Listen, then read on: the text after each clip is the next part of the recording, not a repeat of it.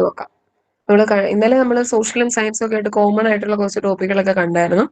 ഇന്ന് നമ്മൾ നോക്കുന്നത് നമ്മുടെ 5ാം ക്ലാസ്സിലെ 4ാമത്തെ യൂണിറ്റ് ജീവനുള്ള വിത്തുകൾ. ഈ ഒരു ചാപ്റ്ററിന്റെ പ്രത്യേകത എന്ന് പറഞ്ഞാൽ നമ്മള് കുറച്ച് ദിവസം മുമ്പ് നമ്മൾ പഠിച്ച കുറച്ച് കാര്യങ്ങൾ ഇതിൻ്റെ അകത്തുണ്ട്. ചാപ്റ്റർ അത്യാവശ്യം വലുതാണ്, പക്ഷെ അതിന്റെ നമ്മൾ പഠിച്ചു പോയ കാര്യങ്ങളൊക്കെ തന്നെ ഉള്ളൂ. നമ്മൾ 3ാം ക്ലാസ്സിൽ വിത്ത് മുളയ്ക്കുന്നതിന്റെ കാര്യങ്ങൾ പറഞ്ഞായിരുന്നു. അതിലെ വിത്ത് മുളച്ച് ആദ്യം വരുന്ന ഭാഗങ്ങള്, ആ വിത്ത് മുളയ്ക്കൽ ഘട്ടങ്ങള്, അതൊക്കെയാണ് ഈ ഒരു ചാപ്റ്ററിൽ വരുന്നത്. പിന്നെ നമ്മുടെ 4ാം ക്ലാസ് നമ്മൾ പഠിച്ച സ്ഥിരാവിന്യാസങ്ങൾ പഠിച്ചു. മറ്റേ ആര്യവേര് പടലം, തായ്വേര് പടലം, അത് വേരിന്റെ കാര്യം പഠിച്ചു. അതിന്റെ എക്സാമ്പിൾസ് പഠിച്ചായിരുന്നു. അപ്പൊ അതെല്ലാം കൂടുതലായിട്ട് നമ്മുടെ ഈ ഒരു ചാപ്റ്ററിൻ്റെ അകത്തുണ്ട്. അപ്പൊ അത്രയും കാര്യങ്ങളാണ് നമ്മൾ ഈ ഒരു ചാപ്റ്ററിനകത്ത് പറഞ്ഞു പോകുന്നത്. പിന്നെ കുറച്ച് അത്യാവശ്യം വിത്ത് വിതരണം, അത് നമ്മൾ കേട്ടിട്ടുള്ള കാര്യങ്ങളാണ്. ജലം വഴി അല്ലെങ്കിൽ പക്ഷികൾ കൊണ്ട് വിത്തുകൾ ഓരോ സ്ഥലത്ത് കൊണ്ട് ഇടുന്ന അങ്ങനെ ഉണ്ടാകുന്ന വിത്ത് വിതരണങ്ങളെ കുറിച്ച് പറയുന്നുണ്ട്. പിന്നെ നമ്മൾ കഴിഞ്ഞ നമ്മുടെ ഫസ്റ്റ് യൂണിറ്റിൽ നമ്മൾ ഒറ്റയിൽ ഒരു ജീവിതത്തിന്റെ അകത്ത് സസ്യങ്ങളുടെ കാര്യങ്ങൾ പറഞ്ഞപ്പം ഞാൻ എടുത്തൊരു ടോപ്പിക് ഉണ്ടായിരുന്നു, നമ്മുടെ പൊയ്ക്കാൽ വേര്, താങ്ങുവേര് എന്നൊക്കെ പറഞ്ഞുണ്ട്. അതും ഇതിൻ്റെ അകത്ത് പറയുന്നുണ്ട്. അങ്ങനെയുള്ള കുറച്ച് കാര്യങ്ങൾ സസ്യങ്ങളുമായിട്ട് ബന്ധപ്പെട്ട വിത്തുകളും ഒക്കെ ആയിട്ട് ബന്ധപ്പെട്ട കുറെ കാര്യങ്ങൾ നമ്മൾ ഈ ഒരു യൂണിറ്റിൽ നോക്കാൻ പോകുന്നു. അപ്പൊ നോക്കിക്കേ, ആദ്യം തന്നെ ഒരു സ്റ്റോറി തന്നിട്ടുണ്ട് നമ്മുടെ ഇംഗ്ലീഷിന്റെ അകത്തും. ഇത് 4ാം ക്ലാസ്സിലെ ഇംഗ്ലീഷിന്റെ അകത്ത് ഈ ഒരു ചാപ്റ്റർ ഉണ്ട്. അതിന്റെ പേര് ഞാൻ മറന്നുപോയി. അതായത് ഒരു വിത്ത് കൊണ്ട് രാജാവ് ഒരു വിത്ത് കുട്ടികൾക്ക് കൊണ്ട് കൊടുക്കുന്നതിനെ പറ്റിയുള്ള ഒരു കഥയുണ്ട്. അപ്പൊ ആ ഒരു കഥ തന്നെയാണ് ഈ തന്നിരിക്കുന്നത്. അതായത് രാജാവിന് നാട്ടിലെ കുട്ടികളുടെ സത്യസന്ധത പരിശോധിക്കണം. അപ്പൊ ഞാൻ കഥ ജസ്റ്റ് ചുരുക്കി പറയാം. ഒരു നാട്ടിലെ രാജാവിന് ആ രാജ്യത്തെ കുട്ടികളുടെ സത്യസന്ധത പരിശോധിക്കണം. അതിനു വേണ്ടിയിട്ട് രാജാവ് എന്നാ ചെയ്തു, എല്ലാ കുട്ടികൾക്കും വിത്തുകൾ കൊടുത്തു. എന്നിട്ട് അവരോട് പറഞ്ഞു, ഈ വിത്ത് മുളപ്പിച്ചിട്ട് 3 മാസം കൊണ്ട് അത് ചെടിയായിട്ട് കൊണ്ടുവരുന്നവർക്ക് സമ്മാനം തരാന്ന്.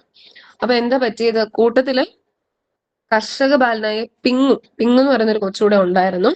പക്ഷെ എല്ലാവരും പോയി ചട്ടിയിൽ കൊണ്ടുപോയി നട്ടുവെച്ചു, വിത്ത് കൊണ്ട് നട്ടുവെച്ചു. എന്നിട്ട് കൃത്രിമമായിട്ട് കുറെ പേര് എന്നാ ചെയ്തു, പൂത്ത ചെടികളുമായിട്ട് ഉണ്ടാക്കിക്കൊണ്ട് വന്നു. അതായത് വേറെ ചെടികളൊക്കെ ആയിട്ട് അല്ലെങ്കിൽ കൃത്രിമമായിട്ട് ഇങ്ങനെ ജസ്റ്റ് ആ ചട്ടിക്കകത്ത് വേറെ ചെടികളൊക്കെ വെച്ചിട്ട് ഉണ്ടാക്കി 3 മാസം കഴിഞ്ഞ് കൊടുത്തു. പക്ഷെ ഇവന്റെ മാത്രം മുളച്ചില്ല. ഇവൻ എല്ലാ ദിവസവും വെള്ളമൊക്കെ ഒഴിച്ച് സൂര്യപ്രകാശമൊക്കെ കൊള്ളിച്ചിട്ടും ഇവന്റെ മാത്രം മുളച്ചില്ല. അപ്പൊ രാജാവ് 3 മാസം കഴിഞ്ഞ് എത്തിയപ്പം ഇവനാണ് സമ്മാനം കൊടുത്തത്. കാരണം എന്നാന്ന് ചോദിച്ചാൽ ഇവിടെ പറഞ്ഞിട്ടുണ്ട്, പിങ്ങിന്റെ അടുത്ത് എത്തിയപ്പോൾ രാജാവിന് സന്തോഷമായി. രാജാവ് പറഞ്ഞു, ഇവനാണ് വിജയി. ജീവനുള്ള വിത്തുകളെ മുളയ്ക്കുകയുള്ളൂ, ഞാൻ നിങ്ങൾക്ക് തന്നത് ജീവനില്ലാത്ത വിത്തുകളായിരുന്നു. അപ്പൊ രാജാവ് സത്യസന്ധത പരിശോധിക്കാൻ വേണ്ടിയാണ് സത്യം പറഞ്ഞാൽ കൊടുത്തത്. അപ്പൊ അതില് അവൻ പിങ് മാത്രമേ ശരിയായിട്ടുള്ളൂ. കാരണം അവന് എത്ര വെള്ളം ഒഴിച്ചിട്ട് ഇതൊന്നും വിത്ത് മുളയ്ക്കുന്നില്ല. കാരണം ആ വിത്തിന് ജീവനില്ലാത്ത വിത്താ നൽകിയത്. പക്ഷെ ബാക്കിയുള്ളവർ എന്നാ ചെയ്തു, രാജാവിന് കൊടുക്കണമല്ലോ എന്നുള്ള രീതിയിൽ കള്ളത്തരമൊക്കെ കാണിച്ചതിനെ മുളപ്പിച്ച് അല്ലെങ്കിൽ വേറൊരു ചെടിയൊക്കെ കൊണ്ടുപോയി വെച്ചിട്ട് കൊണ്ടുപോയി രാജാവിന് കൊടുത്തു. അപ്പൊ രാജാവ് സത്യസന്ധത നോക്കി കൃത്യമായിട്ട് അത് ചെയ്തത് നമ്മുടെ പിങ് ആയിരുന്നുകൊണ്ട് അവന് സമ്മാനം കൊടുത്തു. ഓക്കെ, പിങ്ങിന്റെ കഥ വായിച്ചല്ലോ. ജീവനുള്ള വിത്തുകളെ മുളയ്ക്കുകയുള്ളൂ അല്ലെ. ചെറിയ വിത്തിനുള്ളിലെ ജീവൻ വളർന്നല്ലേ വൻമരങ്ങൾ വരെ ഉണ്ടാകുന്നത്.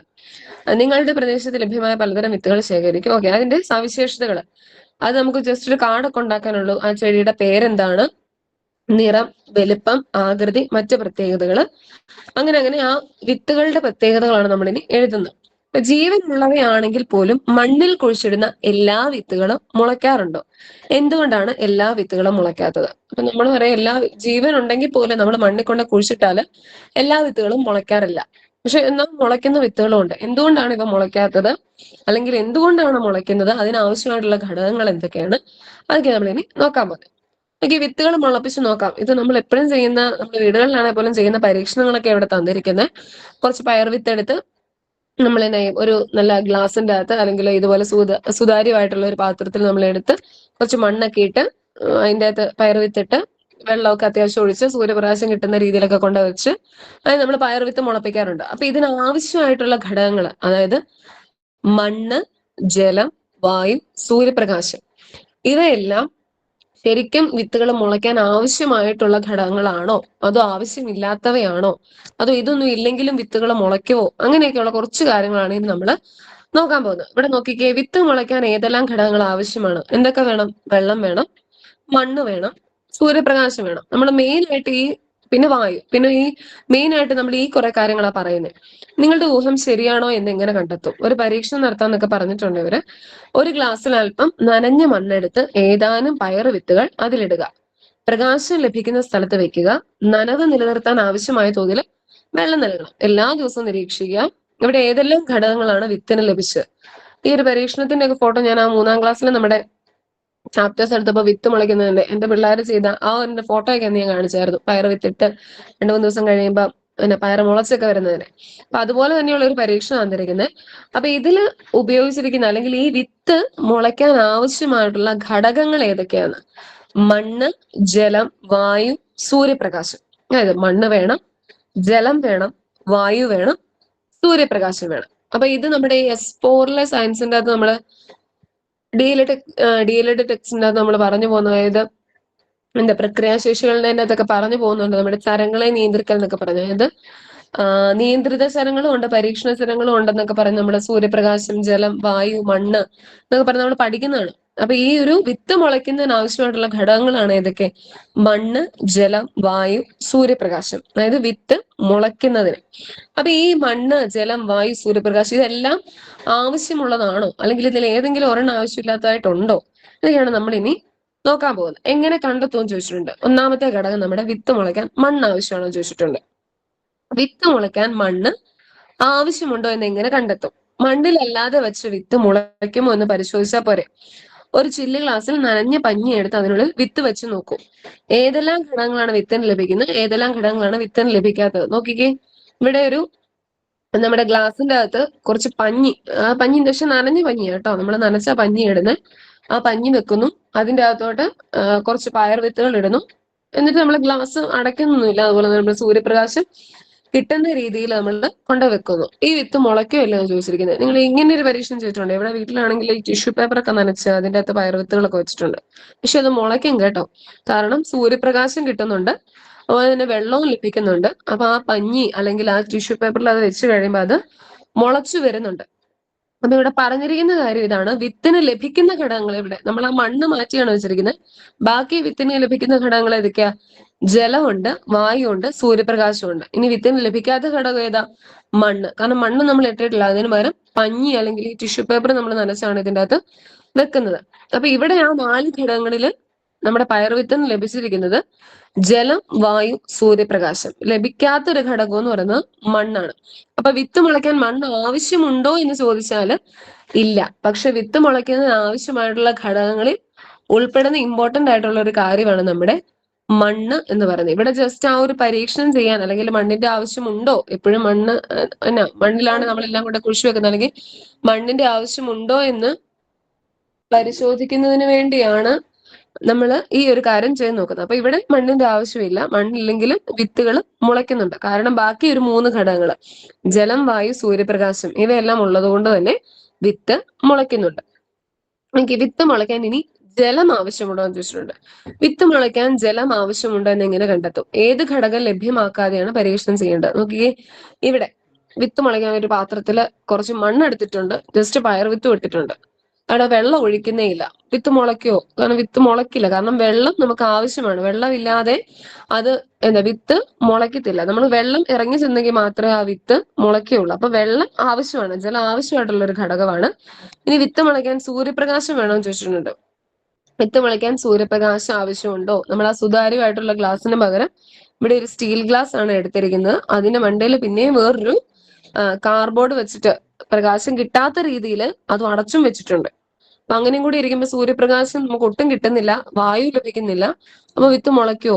ഇല്ല, അവിടെ വിത്ത് മുളയ്ക്കുന്നില്ല. അപ്പം ആവശ്യമായിട്ടുള്ള ഘടകങ്ങൾ, അതായത് വിത്ത് മുളയ്ക്കാൻ സൂര്യപ്രകാശം വേണം, ജലം വേണം, പിന്നെ എന്താ അനുകൂലമായിട്ടുള്ള ഒരു താപനില അല്ലെങ്കിൽ വായു വേണം. ഇതെല്ലാം വിത്ത് മുളയ്ക്കുന്നതിന് ആവശ്യമാണ്. പിന്നെ മണ്ണിന്റെ കാര്യം നമ്മൾ പറഞ്ഞു. അതായത് വിത്ത് മുളയ്ക്കുന്നതിന് ആവശ്യമായിട്ടുള്ള ഘടകങ്ങളെ കുറിച്ചാണ് നമ്മളിപ്പോ പറഞ്ഞത്. അതായത് വലിയ വലിയ വലിയ ചെടികളായിട്ട് അല്ലെങ്കിൽ വലിയ മരങ്ങളായിട്ടുള്ള കാര്യങ്ങളെ കുറിച്ചല്ല നമ്മൾ പറഞ്ഞത്, ജസ്റ്റ് വിത്ത് മുളയ്ക്കുന്നതിന് വേണ്ടി. അപ്പൊ നോക്കിക്കേ, വിത്ത് മുളയ്ക്കുന്നതിന് ജലം ആവശ്യമാണ്, വായു ആവശ്യമാണ്, അനുകൂലമായിട്ടുള്ള താപനില ആവശ്യമാണ്. പക്ഷെ മുളച്ച് കഴിഞ്ഞാണ് ഏറ്റവും കൂടുതൽ സൂര്യപ്രകാശവും മണ്ണും വേണ്ടത്. അത് മനസ്സിലായോ? അതായത് വിത്ത് മുളയ്ക്കുന്നതിന്, ജസ്റ്റ് അതൊന്ന് പൊട്ടി മുളച്ചു വരുന്നതിന് വായു മതി, അതുപോലെ തന്നെ അനുകൂലമായിട്ടുള്ള താപനില, അതുപോലെ തന്നെ ജലം, ഇത്രയും കാര്യങ്ങൾ മതി. അതിപ്പോ സൂര്യപ്രകാശം വലിയ രീതിയിൽ ലഭിച്ചില്ലേ പോലും നമ്മൾ വെള്ളമൊക്കെ ഒഴിച്ചു കഴിയുമ്പോൾ എന്നാ ചെറുതായിട്ട് അത് പൊട്ടി മുളച്ചു വരും. പക്ഷെ വിത്ത് മുളച്ച് അത്യാവശ്യം ചെടി എന്ന രീതിയിലേക്ക് വന്നു കഴിയുമ്പം നമുക്കത് മണ്ണിലേക്ക് മാറ്റാതിരിക്കാൻ പറ്റത്തില്ല. മണ്ണ് വേണം. അതുപോലെ തന്നെ നമ്മുടെ സൂര്യപ്രകാശം ലഭിക്കുന്നിടത്തേക്കാണ് നമ്മൾ വിത്ത് മുളച്ച് നമ്മൾ കൊണ്ട് വെക്കുന്നത്. ഒരു അത്യാവശ്യം ഒരു വലിയ ചെടിയായിട്ട് നമ്മൾ കൊണ്ട് വെക്കുന്നത്. ഇനി പരീക്ഷണം ചെയ്യാന്നൊക്കെ പറഞ്ഞിട്ടുണ്ട്. നമുക്ക് പരീക്ഷണത്തിന്റെ ആവശ്യം വരുന്നില്ല. ഇനി നമ്മൾ നോക്കുന്നത് വിത്ത് മുളയ്ക്കാൻ. വിത്ത് മുളയ്ക്കാൻ ഏതെല്ലാം ഘടകങ്ങളാണ് വേണ്ടത്? നമ്മുടെ ടെക്സ്റ്റ് ബുക്ക് ഞാൻ ആ PDF ഗ്രൂപ്പിലേക്ക് ഇട്ടോളാം. പഴയ ടെക്സ്റ്റ് ബുക്കിന്റെ അകത്ത് വിത്ത് മുളയ്ക്കാൻ എന്ന് പറഞ്ഞ ഒരു സെന്റൻസ് കറക്റ്റ് ആയിട്ട് കൊടുത്തിട്ടുണ്ട്. അതായത് വിത്ത് മുളയ്ക്കുന്നതിന് വായു, ജലം, അനുകൂല താപനില എന്നിവ ആവശ്യമാണ്. മുളച്ചു കഴിഞ്ഞു വളരുന്നതിന് സൂര്യപ്രകാശം, മണ്ണ് എന്നിവ വേണം. അതായത് വിത്ത് മുളയ്ക്കുന്നതിന് ജലവും അനുകൂല താപനിലയും അല്ലെങ്കിൽ വായുവും മതി. പക്ഷെ മുളച്ച് കഴിഞ്ഞ് ആ ഒരു ചെടിയിലേക്ക് എന്ന രീതിയിലേക്ക് വളരുമ്പോൾ സൂര്യപ്രകാശവും മണ്ണും വേണം. അപ്പൊ അതാണ് പറഞ്ഞിരിക്കുന്നത്, വിത്ത് മുളയ്ക്കാൻ ജലം ആവശ്യമാണ്, എന്നാൽ മണ്ണ്, സൂര്യപ്രകാശം എന്നീ ഘടകങ്ങൾ ആവശ്യമില്ല. ജലത്തിന് പുറമെ വായു, അനുയോജ്യമായ താപനില എന്നിവയും വിത്ത് മുളയ്ക്കാൻ ആവശ്യമാണ്. വ്യത്യസ്ത വിത്തുകൾ മുളയ്ക്കാൻ എടുക്കുന്ന സമയവും അനുയോജ്യമായ താപനിലയും വ്യത്യസ്തമാണ്. അതായത് വിത്ത് മുളയ്ക്കാൻ ജലം ആവശ്യമാണ്, സൂര്യപ്രകാശം ആവശ്യമാണ്, വായു ആവശ്യമാണ്, അതായത് അനുകൂലമായിട്ടുള്ള ഒരു താപനില ആവശ്യമാണ്. പക്ഷെ മുളച്ച് കഴിഞ്ഞിട്ടാണ് ആരുടെ ആവശ്യം കൂടുതലായിട്ട് വരുന്നത്? നമ്മുടെ മണ്ണിന്റെയും സൂര്യപ്രകാശത്തിന്റെയും.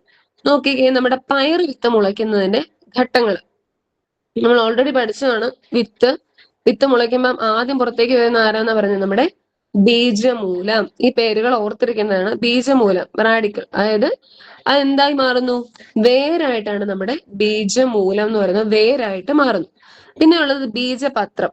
അതായത് ബീജപത്രം എന്താ? നമ്മുടെ ഈ ചെടിക്ക് ഇലകൾ മുളയ്ക്കുന്നതിന് മുൻപ് ചെടിക്ക് ഭക്ഷണം തയ്യാറാക്കുന്ന, അതായത് ബീജപത്രത്തിൽ നിന്നാണ് ചെടിക്ക് ആവശ്യമായിട്ടുള്ള ഭക്ഷണം ഉണ്ടാകുന്നത്. ഇനി ബീജശീർഷമാണെങ്കിലോ അതാണ് നമ്മുടെ തണ്ടെന്ന് പറയുന്നത്, അല്ലെ? നോക്കിക്കേ, ബീജമൂലം വേര്, അതായത് ബീജപത്രം, ചെടിക്ക് ആവശ്യമായിട്ടുള്ള ഭക്ഷണം ഉണ്ടാകുന്നത്. പിന്നെ നമ്മുടെ തണ്ടെന്ന് പറയുന്നത് ബീജശീർഷം, അല്ലെ? ഈ ബീജപത്രമാണ് പിന്നീട് അത് ഇലയായിട്ട് മാറുന്നത്. നമ്മുടെ ബീജശീർഷം എന്ന് പറയുന്നത് തണ്ടായിട്ട് മാറുന്നു. അപ്പൊ ഈ 3 പേരുകളും പഠിക്കേണ്ടതാണ്. അത് എന്തായിട്ട് മാറുന്നു എന്നുള്ള ആ ഒരു കാര്യം നമ്മൾ പഠിക്കണം. ഇവിടെ നോക്കിയ ഒരു PDF ഞാനത് നമ്മുടെ എടുത്തിട്ടിട്ടുണ്ട്. ഞാനത് കാണിച്ചു തരാവേ. വിത്ത് മുളയ്ക്കാൻ, ഇതിപ്പോ നമ്മൾ കണ്ട കാര്യം തന്നെയാണ്. വിത്ത് മുളയ്ക്കുന്നതിന് വായു, ജലം, അനുകൂല താപനില എന്നിവ ആവശ്യമാണ്. മുളച്ചു കഴിഞ്ഞ് വളരുന്നതിന് സൂര്യപ്രകാശം, മണ്ണ് എന്നിവ വേണം. നോക്കിയേ, താഴെ പറയുന്ന ഘടകങ്ങളെ വിത്ത് മുളയ്ക്കാൻ ആവശ്യമായവ, അല്ലാത്തവ എന്നിങ്ങനെ തരംതിരിച്ച് ശാസ്ത്രത്തിൽ എഴുതും. നോക്കിക്കേ, ഇതില് വിത്ത് മുളയ്ക്കാൻ, ഒരു മിനിറ്റ് ഞാൻ വാതിൽ അവിടെ. ഓക്കെ, വിത്ത് മുളയ്ക്കാൻ ആവശ്യമായവ അല്ലെങ്കിൽ അല്ലാത്തവ എന്നിങ്ങനെ തരംതിരിച്ചാൽ ഇതിൽ ഏതൊക്കെയാണ് വിത്ത് മുളയ്ക്കാൻ ആവശ്യമായിട്ടുള്ളത്? വായു ഉണ്ട്, വെള്ളമുണ്ട്, അനുകൂലമായിട്ടുള്ള താപനിലയുണ്ട്. ഈ 3 വിത്ത് മുളയ്ക്കുന്നതിന് ആവശ്യമായിട്ടുള്ള കാര്യങ്ങൾ. ഇനി വിത്ത് മുളയ്ക്കാൻ അതായത് വിത്ത് മുളയ്ക്കാൻ ആവശ്യമല്ലാത്തവ, അതായത് മുളച്ചു കഴിഞ്ഞിട്ട് ചെടിയാകുന്ന ഒരു സമയത്തേക്ക് മതി ഏത്? നമ്മുടെ സൂര്യപ്രകാശവും വളവും മണ്ണും. അപ്പൊ ഇതിന്റെ അകത്ത് എനിക്ക് മാർക്ക് ചെയ്യാൻ പറ്റാത്തതുകൊണ്ട് കേട്ടോ. ഇപ്പൊ മാർക്ക് ചെയ്ത് വരുവാണെങ്കിൽ വിത്ത് മുളയ്ക്കാൻ ആവശ്യമായിട്ടുള്ളത് വായു, വെള്ളം, അനുകൂലമായ താപനില. ഈ ക്വസ്റ്റ്യൻ വേണമെങ്കിൽ വരാം. അപ്പൊ അതുകൊണ്ട് അത് ഓർത്തിരിക്കുക. ഇതില് ഈ 6 വായു, വെള്ളം, അനുകൂലമായ താപനില എന്നത് വിത്ത് മുളയ്ക്കാൻ ആവശ്യമായതാണ്. ഇനി വിത്ത് മുളയ്ക്കാൻ ആവശ്യമില്ലാത്തത്, അതായത് മുളയ്ക്കാനുള്ള കാര്യമായിട്ട് പറഞ്ഞു, മുളയ്ക്കാൻ ആവശ്യമില്ലാത്തത് സൂര്യപ്രകാശം, വളം, മണ്ണ് എന്നിവയാണ് അതിൽ ഉൾപ്പെടുന്നത്. ബാക്കി അനുകൂലമായ താപനില, വെള്ളം, വായു ഒക്കെ നമ്മുടെ വിത്ത് മുളയ്ക്കാൻ ആവശ്യമായിട്ടുള്ള കാര്യമാണ്. ഇനി നമുക്ക് ബാക്കി നോക്കാം. ഇത് നമ്മൾ ഓൾറെഡി കണ്ട കാര്യമാണ്. നമ്മുടെ വേര് അല്ലെങ്കിൽ തണ്ട് അല്ലെങ്കിൽ ഇല ഉണ്ടാവുന്ന അതിന് പറയുന്ന മറ്റു ബീജമൂലം, ബീജപത്രം, ബീജശീർഷം തുടങ്ങിയവ. ഇത് വളരെ ഇമ്പോർട്ടന്റ് ആയിട്ടുള്ള കാര്യമാണ്. പലതവണ നമ്മുടെ ഗേറ്റിന്റെ അത് ചോദിച്ചിട്ടുള്ളതാണ്. ഈ ബീജപത്രം എന്തായി മാറുന്നു, അല്ലെങ്കിൽ ബീജമൂലം എന്തായിട്ടാണ് മാറുന്നത്, അല്ലെങ്കിൽ വിത്ത് മുളയ്ക്കുമ്പോൾ ആദ്യം പുറത്തേക്ക് വരുന്നത് എന്താണ്, അതൊക്കെ ചോദിച്ചിട്ടുള്ള കാര്യമാണ്. അപ്പൊ അത് പേര് മാറിപ്പോവാതെ തന്നെ പഠിക്കണം. ഇനി ഓരോ ദിവസത്തെ അത് പരീക്ഷണങ്ങളൊക്കെ ചെയ്യുന്നതൊക്കെയാണ്. അപ്പം അത് നമുക്ക് ആവശ്യമുള്ള കാര്യമല്ല. ഇത് നോക്കി, ഓരോ ദിവസം, 1-ാമത്തെ ദിവസം, 2-ാമത്തെ ദിവസം, അതിന്റെ ഫോട്ടോ ഞാൻ ജസ്റ്റ് ഒന്ന് കാണിച്ചായിരുന്നു. ഫോണിന്റെ അകത്ത് കിടപ്പില്ല കേട്ടോ, ഫോട്ടോയിലേ ഒന്നുകൂടെ കാണിക്കായിരുന്നു. ആ വിത്ത് മുളയ്ക്കുന്നതൊക്കെ, എന്താ പയർ വിത്ത് വേരുണ്ടാവുന്നു, പിന്നെ തണ്ടുണ്ടാവുന്നു, പിന്നെ ബീജപത്രം, അതിന് ഇലകളൊക്കെ ഉണ്ടാവുന്നു. അത്യാവശ്യം നല്ല വലുപ്പത്തിൽ തന്നെ നമുക്ക് ആ പയറിന്റെ ചെടി ഉണ്ടായി കിടക്കുന്നതാണ്. അപ്പൊ അങ്ങനെ ആ ഒരു ഓരോ ദിവസത്തെ നിരീക്ഷണങ്ങളാണ് ഇതിൻ്റെ അകത്ത് എഴുതാൻ പറഞ്ഞിരിക്കുന്നത്. ഇനി ഏറ്റവും നന്നായി വളരുന്ന ചെടിക്ക് ഏതെല്ലാം ഘടകങ്ങളാണ് ലഭിച്ചത്? നമ്മുടെ ഓരോ ദിവസവും നോക്കിക്കഴിയുമ്പം ഏറ്റവും നന്നായിട്ട് വളർന്ന ചെടിക്ക് എന്തൊക്കെ കാര്യങ്ങൾ ലഭിച്ചിട്ടുണ്ട്? സൂര്യപ്രകാശമുണ്ട്, വായുവുണ്ട്, പിന്നെ നമ്മുടെ ജലമുണ്ട്, അതുപോലെ തന്നെ മണ്ണ്. അത് മുളച്ചു കഴിഞ്ഞ് കുറച്ചുകൂടെ വലുതായി കഴിയുമ്പോൾ മണ്ണ്. പിന്നെ നമ്മൾ മണ്ണിന്റെ അകത്താണ് സാധാരണ ഈ പയറുവിത്തുകൾ ഇടുന്നത്. പിന്നെ ചിലവർ ടിഷ്യൂ പേപ്പർ അല്ലെങ്കിൽ നമ്മുടെ പഞ്ഞിക്കകത്താണെങ്കിലും ഇടുന്നവരുണ്ട്. പക്ഷെ കൂടുതൽ എല്ലാവരും തന്നെ മണ്ണിന്റെ അകത്ത് തന്നെ ഇട്ടാണ് മുളപ്പിക്കാറ് കൂടുതലും. അപ്പൊ മണ്ണുണ്ട്, ജലമുണ്ട്, നമ്മുടെ വായുണ്ട്, സൂര്യപ്രകാശമുണ്ട്, പിന്നെ അനുകൂലമായിട്ടുള്ള താപനിലയുണ്ട്. അപ്പൊ ഇതെല്ലാം ഒരു ചെടി നന്നായിട്ട് വളരുന്നതിന് ആവശ്യമായിട്ടുള്ള ഘടകങ്ങളാണ്. ഇനി നോക്കിക്കേ, ഹൈഡ്രോപോണിക്സ് എന്താണ്? ഹൈഡ്രോപോണിക്സ് എന്നാണ് പറഞ്ഞിരിക്കുന്നത്. ഹൈഡ്രോപോണിക്സ് എന്ന് പറഞ്ഞാല് മണ്ണില്ലാതെയും സസ്യങ്ങൾ വളർത്തുന്ന നൂതന രീതിയാണ് എന്ത്? ഹൈഡ്രോപോണിക്സ്.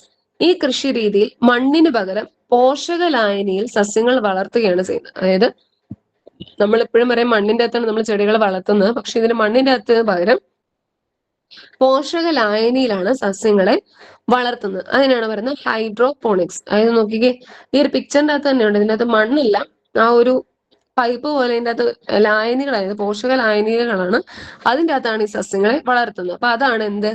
ഹൈഡ്രോപോണിക്സ് എന്ന് പറയുന്നത്. മണ്ണില്ലാതെയും സസ്യങ്ങളെ വളർത്തുന്ന രീതിയാണ് ഹൈഡ്രോപോണിക്സ്. മണ്ണിന് പകരം എന്താ ഉപയോഗിക്കുന്നത്? പോഷക ലായനിയിൽ സസ്യങ്ങൾ വളർത്തുകയാണ് ചെയ്യുന്നത്.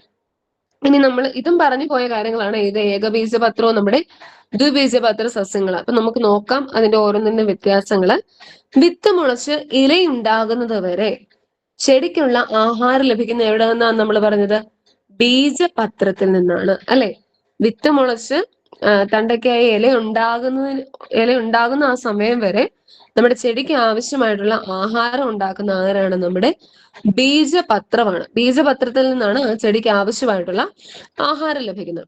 പയർ വിത്തിന് എത്ര ബീജപത്രമാണുള്ളത്? നമ്മൾ എന്നാ 4ാം ക്ലാസ്സിലെ ആ ഒരു ചാപ്റ്റർ പറഞ്ഞപ്പോ നമ്മൾ പറഞ്ഞാണ് പയറുവിത്ത് ഏതിൻ്റെ അകത്ത് വിടുന്നതാണ്? നമ്മുടെ ദ്വിബീജപത്ര സസ്യങ്ങളിൻ്റെ അകത്ത് വിടുന്നതാണ്. അതായത് 2 ബീജപത്രം ഉള്ള സസ്യങ്ങളുടെ അകത്ത് വിടുന്നതാണ് നമ്മുടെ പയറ്. ചെടി വളരും തോറും ബീജപത്രത്തിന് വരുന്ന മാറ്റം നിങ്ങൾ നിരീക്ഷിച്ചില്ലേ? നോക്കിയ ചെടി വളരുന്നതനുസരിച്ച് ബീജപത്രം എന്തായി മാറും? ഇലയായിട്ട് മാറുന്നുണ്ട്, അല്ലെ? ഇവിടെ കണ്ട പയറുവിത്തിന്റെ ബീജപത്രം, ഇവിടെ എത്ര ബീജപത്രം ഉണ്ട് പയറുവിത്തിന്? ഇത് ഒരെണ്ണവും, പിന്നെ ദേ ഇവിടെ ഇപ്പുറത്ത് രണ്ടെണ്ണം ഉണ്ട്. ചോളമാണെങ്കിലോ ഒരൊറ്റ ബീജപത്രം മാത്രമേ ഉള്ളൂ. അപ്പൊ ശ്രദ്ധിച്ച്, ചോളം എന്നുള്ളത് ഏതിന്റെ ഉദാഹരണമായിട്ട് വരും? ഏകബീജപത്ര സസ്യങ്ങൾ. അതിന്റെ ഉദാഹരണങ്ങൾ നമ്മൾ അന്ന് പറഞ്ഞായിരുന്നു. ചോളമുണ്ട്, നമ്മുടെ ജസ്റ്റ് സൈഡിലൊന്നുകൂടെ എഴുതാട്ടോ. ചോളമുണ്ട്, പിന്നെ നമ്മുടെ നെല്ല്, തിന, ഗോതമ്പ്, തെങ്ങ്, മുള, ഇതെല്ലാം തെങ്ങുണ്ട് കേട്ടോ. തെങ്ങ്, മുള, ഇതെല്ലാം ഇതിന്റെ അകത്ത് പെടുന്നതാണ് നമ്മുടെ ഏകബീജപത്ര സസ്യങ്ങൾക്ക് ഉദാഹരണമായിട്ട് വരുന്നതാണ്. ചോളവതെ, തെങ്ങതെ, മുളയതെ, ഗോതമ്പതെ, തിനയതെ, നെല്ല്, ഇതെല്ലാം ഏകബീജപത്ര സസ്യങ്ങൾക്ക്, അതായത് ഒരു ബീജപത്രം മാത്രമുള്ള സസ്യങ്ങളാണ് നമ്മൾ ഏകബീജപത്ര സസ്യങ്ങൾ എന്ന് പറയുന്നത്. ഇനി നമ്മുടെ പയറാണെങ്കിലോ, പയർ ഏതിന്റെ അകത്ത് ഉൾപ്പെടും? പയറ് ദ്വിബീജപത്ര സസ്യങ്ങളുടെ അകത്ത് ഉൾപ്പെടുന്നതാണ് നമ്മുടെ പയറ് മാത്രമല്ല, നമ്മുടെ കശുവണ്ടി, നിലക്കടല, വാളംപുളി, ഇതെല്ലാം നമ്മുടെ ദ്വിബീജപത്ര സസ്യങ്ങളുടെ അകത്ത് വരുന്നതാണ്. കശുവണ്ടിയുണ്ട്, നിലക്കടലയുണ്ട്, പിന്നെ നമ്മുടെ പുളി, പിന്നെ ഈ പയറ്, ഇതെല്ലാം ഏതാ? ദ്വിബീജപത്ര സസ്യങ്ങളുടെ അകത്ത് വരുന്നതാണ്. നോക്കിക്കേ, ചോളത്തിലെ ബീജപത്രം നോക്കൂ. ഞാൻ അതിന്റെ മേലെ കൂടെ എല്ലാം ഇങ്ങനെ എഴുതി വെച്ചിരിക്കുന്നുണ്ട് കേട്ടോ. ഓക്കെ, ചോളത്തിലെ ബീജപത്രം നോക്കിക്കേ, അത്യാവശ്യം ഇച്ചിരി വലുതായിട്ട് ഇരിപ്പുണ്ട്. പയറ് വിത്തിലേതുപോലെ 2 ബീജപത്രങ്ങൾ ചോളത്തിൽ കാണുന്നുണ്ടോ? ഇല്ല. ചോളത്തിന് ഒരു ബീജപത്രം മാത്രമാണ് ഉള്ളത്. ബീജപത്രത്തോട് ചേർന്ന് കാണുന്ന ഭാഗമാണ് ബീജാന്നം, എൻഡോസ്പെം. ഒരു ബീജപത്രം മാത്രമുള്ള സസ്യങ്ങളിൽ വിത്ത് മുളച്ച് ഇലയുണ്ടാകുന്നത് വരെ ചെടിക്കുള്ള ആഹാരം ലഭിക്കുന്നത് ബീജാന്നത്തിൽ നിന്നാണ്. അപ്പൊ ആ ഒരു പ്രത്യേകതയും കൂടെ ഓർക്കുക. നമ്മൾ പറഞ്ഞു ചെടിയിൽ ഇല ഉണ്ടാകുന്നിടം വരെ ബീജപത്രത്തിൽ നിന്നാണ് ആഹാരം ലഭിക്കുന്നതെന്ന് പറഞ്ഞു. അപ്പൊ ഈ ഒരു ബീജപത്രം മാത്രമുള്ള സസ്യങ്ങളിൽ എന്തുകൂടെ എക്സ്ട്രാ ഉണ്ട്? ബീജാന്നം, അതായത് എൻഡോസ്പേമും കൂടെ ഉണ്ട്. അപ്പൊ വിത്ത് മുളച്ച് ഇല ഉണ്ടാകുന്ന വരെ ചെടിക്കുള്ള ആഹാരം ലഭിക്കുന്ന എവിടെ നിന്നാ? ഈ അതായത് ഏകബീജ ഏകബീജപത്ര സസ്യങ്ങളുടെ കാര്യം കേട്ടോ പറയുന്നത്. ആ ഏകബീജപത്ര സസ്യങ്ങളില് ഇല ഉണ്ടാകുന്നിടം വരെ ചെടിക്ക് ആവശ്യമായിട്ടുള്ള ആഹാരം ലഭിക്കുന്ന എവിടെ നിന്നാ? ബീജ അന്നത്തിൽ നിന്നാണ്. ഇത് എൻഡോസ്പേം. ആ ബീജ അന്നത്തിൽ നിന്നാണ് ആ ഏകബീജപത്ര സസ്യങ്ങൾക്ക് ആഹാരം ലഭിക്കുന്നത്. ദ്വിബീജപത്ര സസ്യങ്ങൾക്കാണെങ്കിൽ ആ ബീജപത്രത്തിൽ നിന്ന് തന്നെയാണ് ആഹാരം ലഭിക്കുന്നത് നമ്മുടെ ഇല ഉണ്ടാകുന്നിടം വരെ.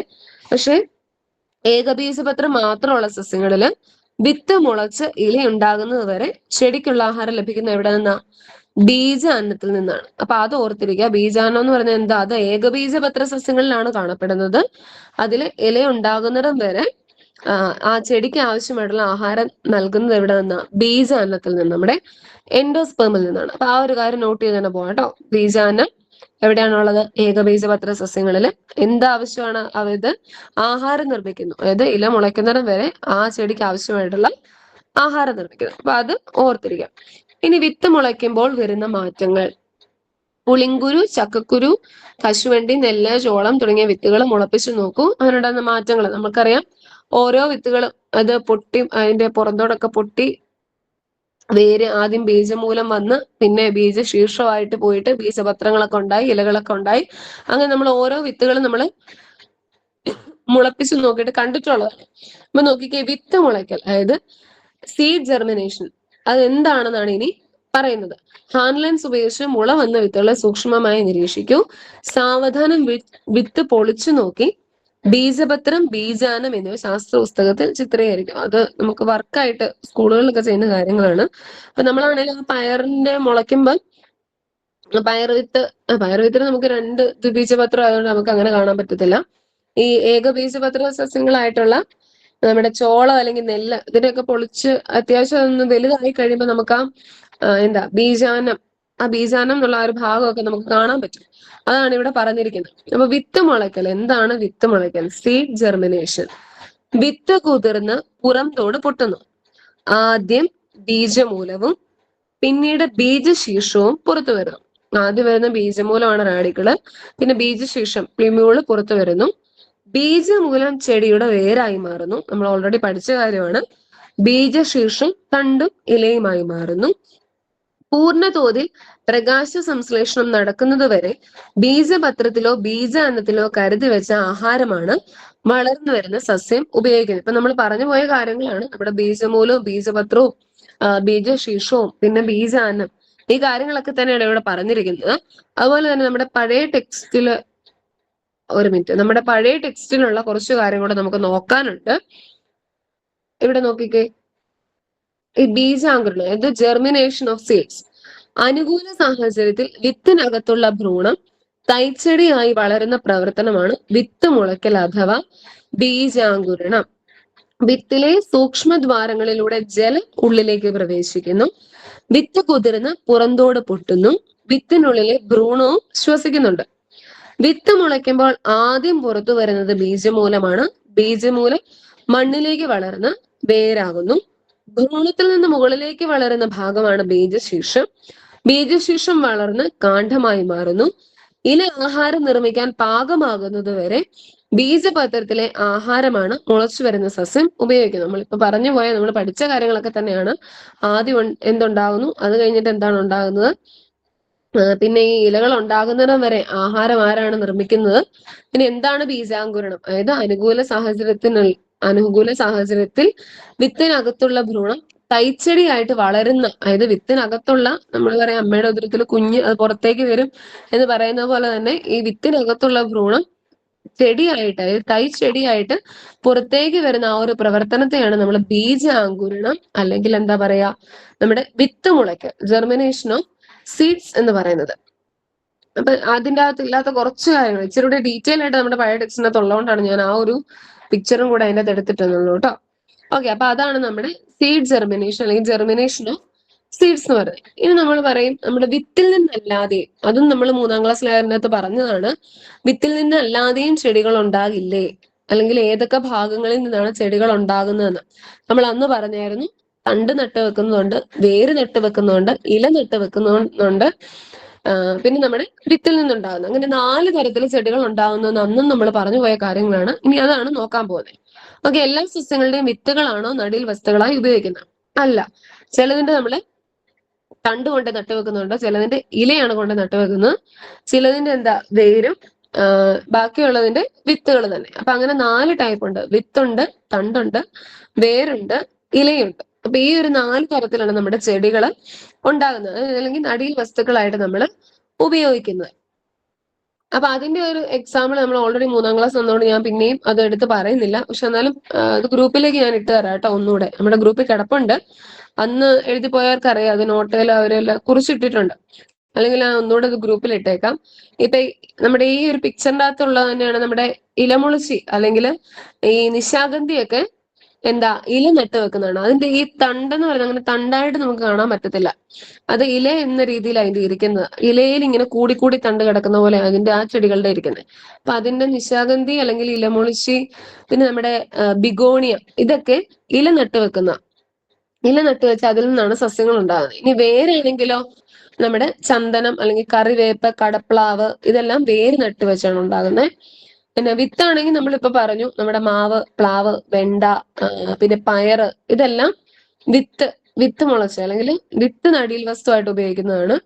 തണ്ടാണെങ്കിൽ നമുക്കറിയാം, നമ്മുടെ ചെമ്പരത്തി, റോസ, പിന്നെ നന്ദിയാർവട്ടം, കപ്പ, ഇതെല്ലാം കൊണ്ടുപോയി നമ്മൾ തണ്ടാണ് അവിടെ നടീൽ വസ്തുവായിട്ട് വരുന്നത്. ഇതിന്റെ കൂടുതൽ എക്സാമ്പിൾസ് ഞാൻ ഗ്രൂപ്പിലേക്ക് ഇട്ട് തരാം കേട്ടോ. ഇവിടെ ജസ്റ്റ് ഈ ഒരു ഫോട്ടോസ് വന്നിട്ട് അതിന്റെ കാര്യം മാത്രമേ പറഞ്ഞു പോകുന്നുള്ളൂ, അല്ലാതെ കൂടുതൽ എക്സാമ്പിൾ ആയിട്ട് അങ്ങനെ പറയുന്നില്ല. അപ്പൊ നമ്മുടെ എല്ലാം ഞാൻ ഈ പഴയ ടെക്സ്റ്റ് നമ്മൾ അതും കൂടെ നോക്കണം. അതിന്റെ അകത്ത് രണ്ടും കൂടെ നമ്മൾ മാച്ച് ചെയ്ത് നോക്കിയിട്ടാ ഇത് നമ്മൾ പഠിച്ചു പോകേണ്ടത്. അല്ലെങ്കിൽ പഴയത് നമ്മൾ ഉപേക്ഷിച്ച് പുതിയതെന്ന് പറഞ്ഞാലും സെയിം സംഭവങ്ങളാണ്, പക്ഷെ ചിലയിടത്ത് കുറച്ച് കൂടുതലുണ്ട്, ചിലയിടത്ത് കുറച്ച് കുറഞ്ഞിട്ടുണ്ട്. പക്ഷെ നമുക്കതെല്ലാം നോക്കി പോയേ പറ്റുള്ളൂ. അപ്പൊ ഈ വേര്, തണ്ട്, പിന്നെന്താ വിത്ത് തുടങ്ങിയവയിൽ നിന്ന് പുതിയ സസ്യം ഉണ്ടാകുന്നതിന് നമ്മൾ എന്താ പറയാ, കായിക പ്രജനനം അല്ലെങ്കിൽ വെജിറ്റേറ്റീവ് പ്രൊപ്പഗേഷൻ എന്നാ പറയുന്നത്. അതായത് സസ്യങ്ങളുടെ കായിക ഭാഗങ്ങളായ വേര്, തണ്ട്, ഇല മുതലായതിൽ നിന്ന് പുതിയ സസ്യം ഉണ്ടാകുന്നതാണ് എന്ത്, കായിക പ്രജനനം അല്ലെങ്കിൽ വെജിറ്റേറ്റീവ് പ്രൊപ്പഗേഷൻ എന്ന് പറയുന്നത്. അപ്പൊ കായിക പ്രജനനം അല്ലെങ്കിൽ വെജിറ്റേറ്റീവ് പ്രൊപ്പഗേഷൻ എന്ന് പറഞ്ഞാൽ എന്താ, സസ്യങ്ങളുടെ കായിക ഭാഗങ്ങളായ വേര്, തണ്ട്, ഇല മുതലായവയിൽ നിന്ന് പുതിയ സസ്യം ഉണ്ടാകുന്നതാണ് നമ്മുടെ കായിക പ്രജനനം എന്ന് പറയുന്നത്. ഇനി നമ്മൾ നോക്കുന്നതാണ് നമ്മുടെ വിത്ത് വിതരണം. അത് ഞാൻ ഓൾറെഡി പറഞ്ഞായിരുന്നു. വിത്തുകൾ പലയിടങ്ങളിൽ. എങ്ങനെയാണ് ഈ വിത്തുകൾ, നമ്മൾ ചിലപ്പോൾ ഓർക്കും നമ്മൾ അവിടെ ഒന്നും നട്ടിട്ടില്ലല്ലോ, പക്ഷെ അവിടെ നല്ല കപ്പളമൊക്കെ മുളച്ചു വരുന്നുണ്ട്. അവിടെ നമ്മൾ നട്ടിട്ട് പോലും ഇല്ല, അവിടെ നല്ല കപ്പളം മുളച്ചു വരുന്നുണ്ട്, അല്ലെങ്കിൽ പേര മുളച്ചു വരുന്നുണ്ട്, ചാമ്പ മുളച്ചു വരുന്നുണ്ട് എന്നൊക്കെ നമ്മൾ പറയും. അപ്പൊ അതെങ്ങനെയാണ്, അല്ലെങ്കിൽ എങ്ങനെയാണ് വിത്തുകൾ ഇതുപോലെ പലയിടങ്ങളിലായിട്ട് മുളച്ചു വരുന്നതെന്ന് നമ്മൾ നോക്കാൻ പോകുന്നത്. ഇവിടെ നമ്മുടെ ഞാവൽ മരവും പക്ഷിയും തമ്മിലുള്ള ഒരു സംഭാഷണം പറയുന്നത്.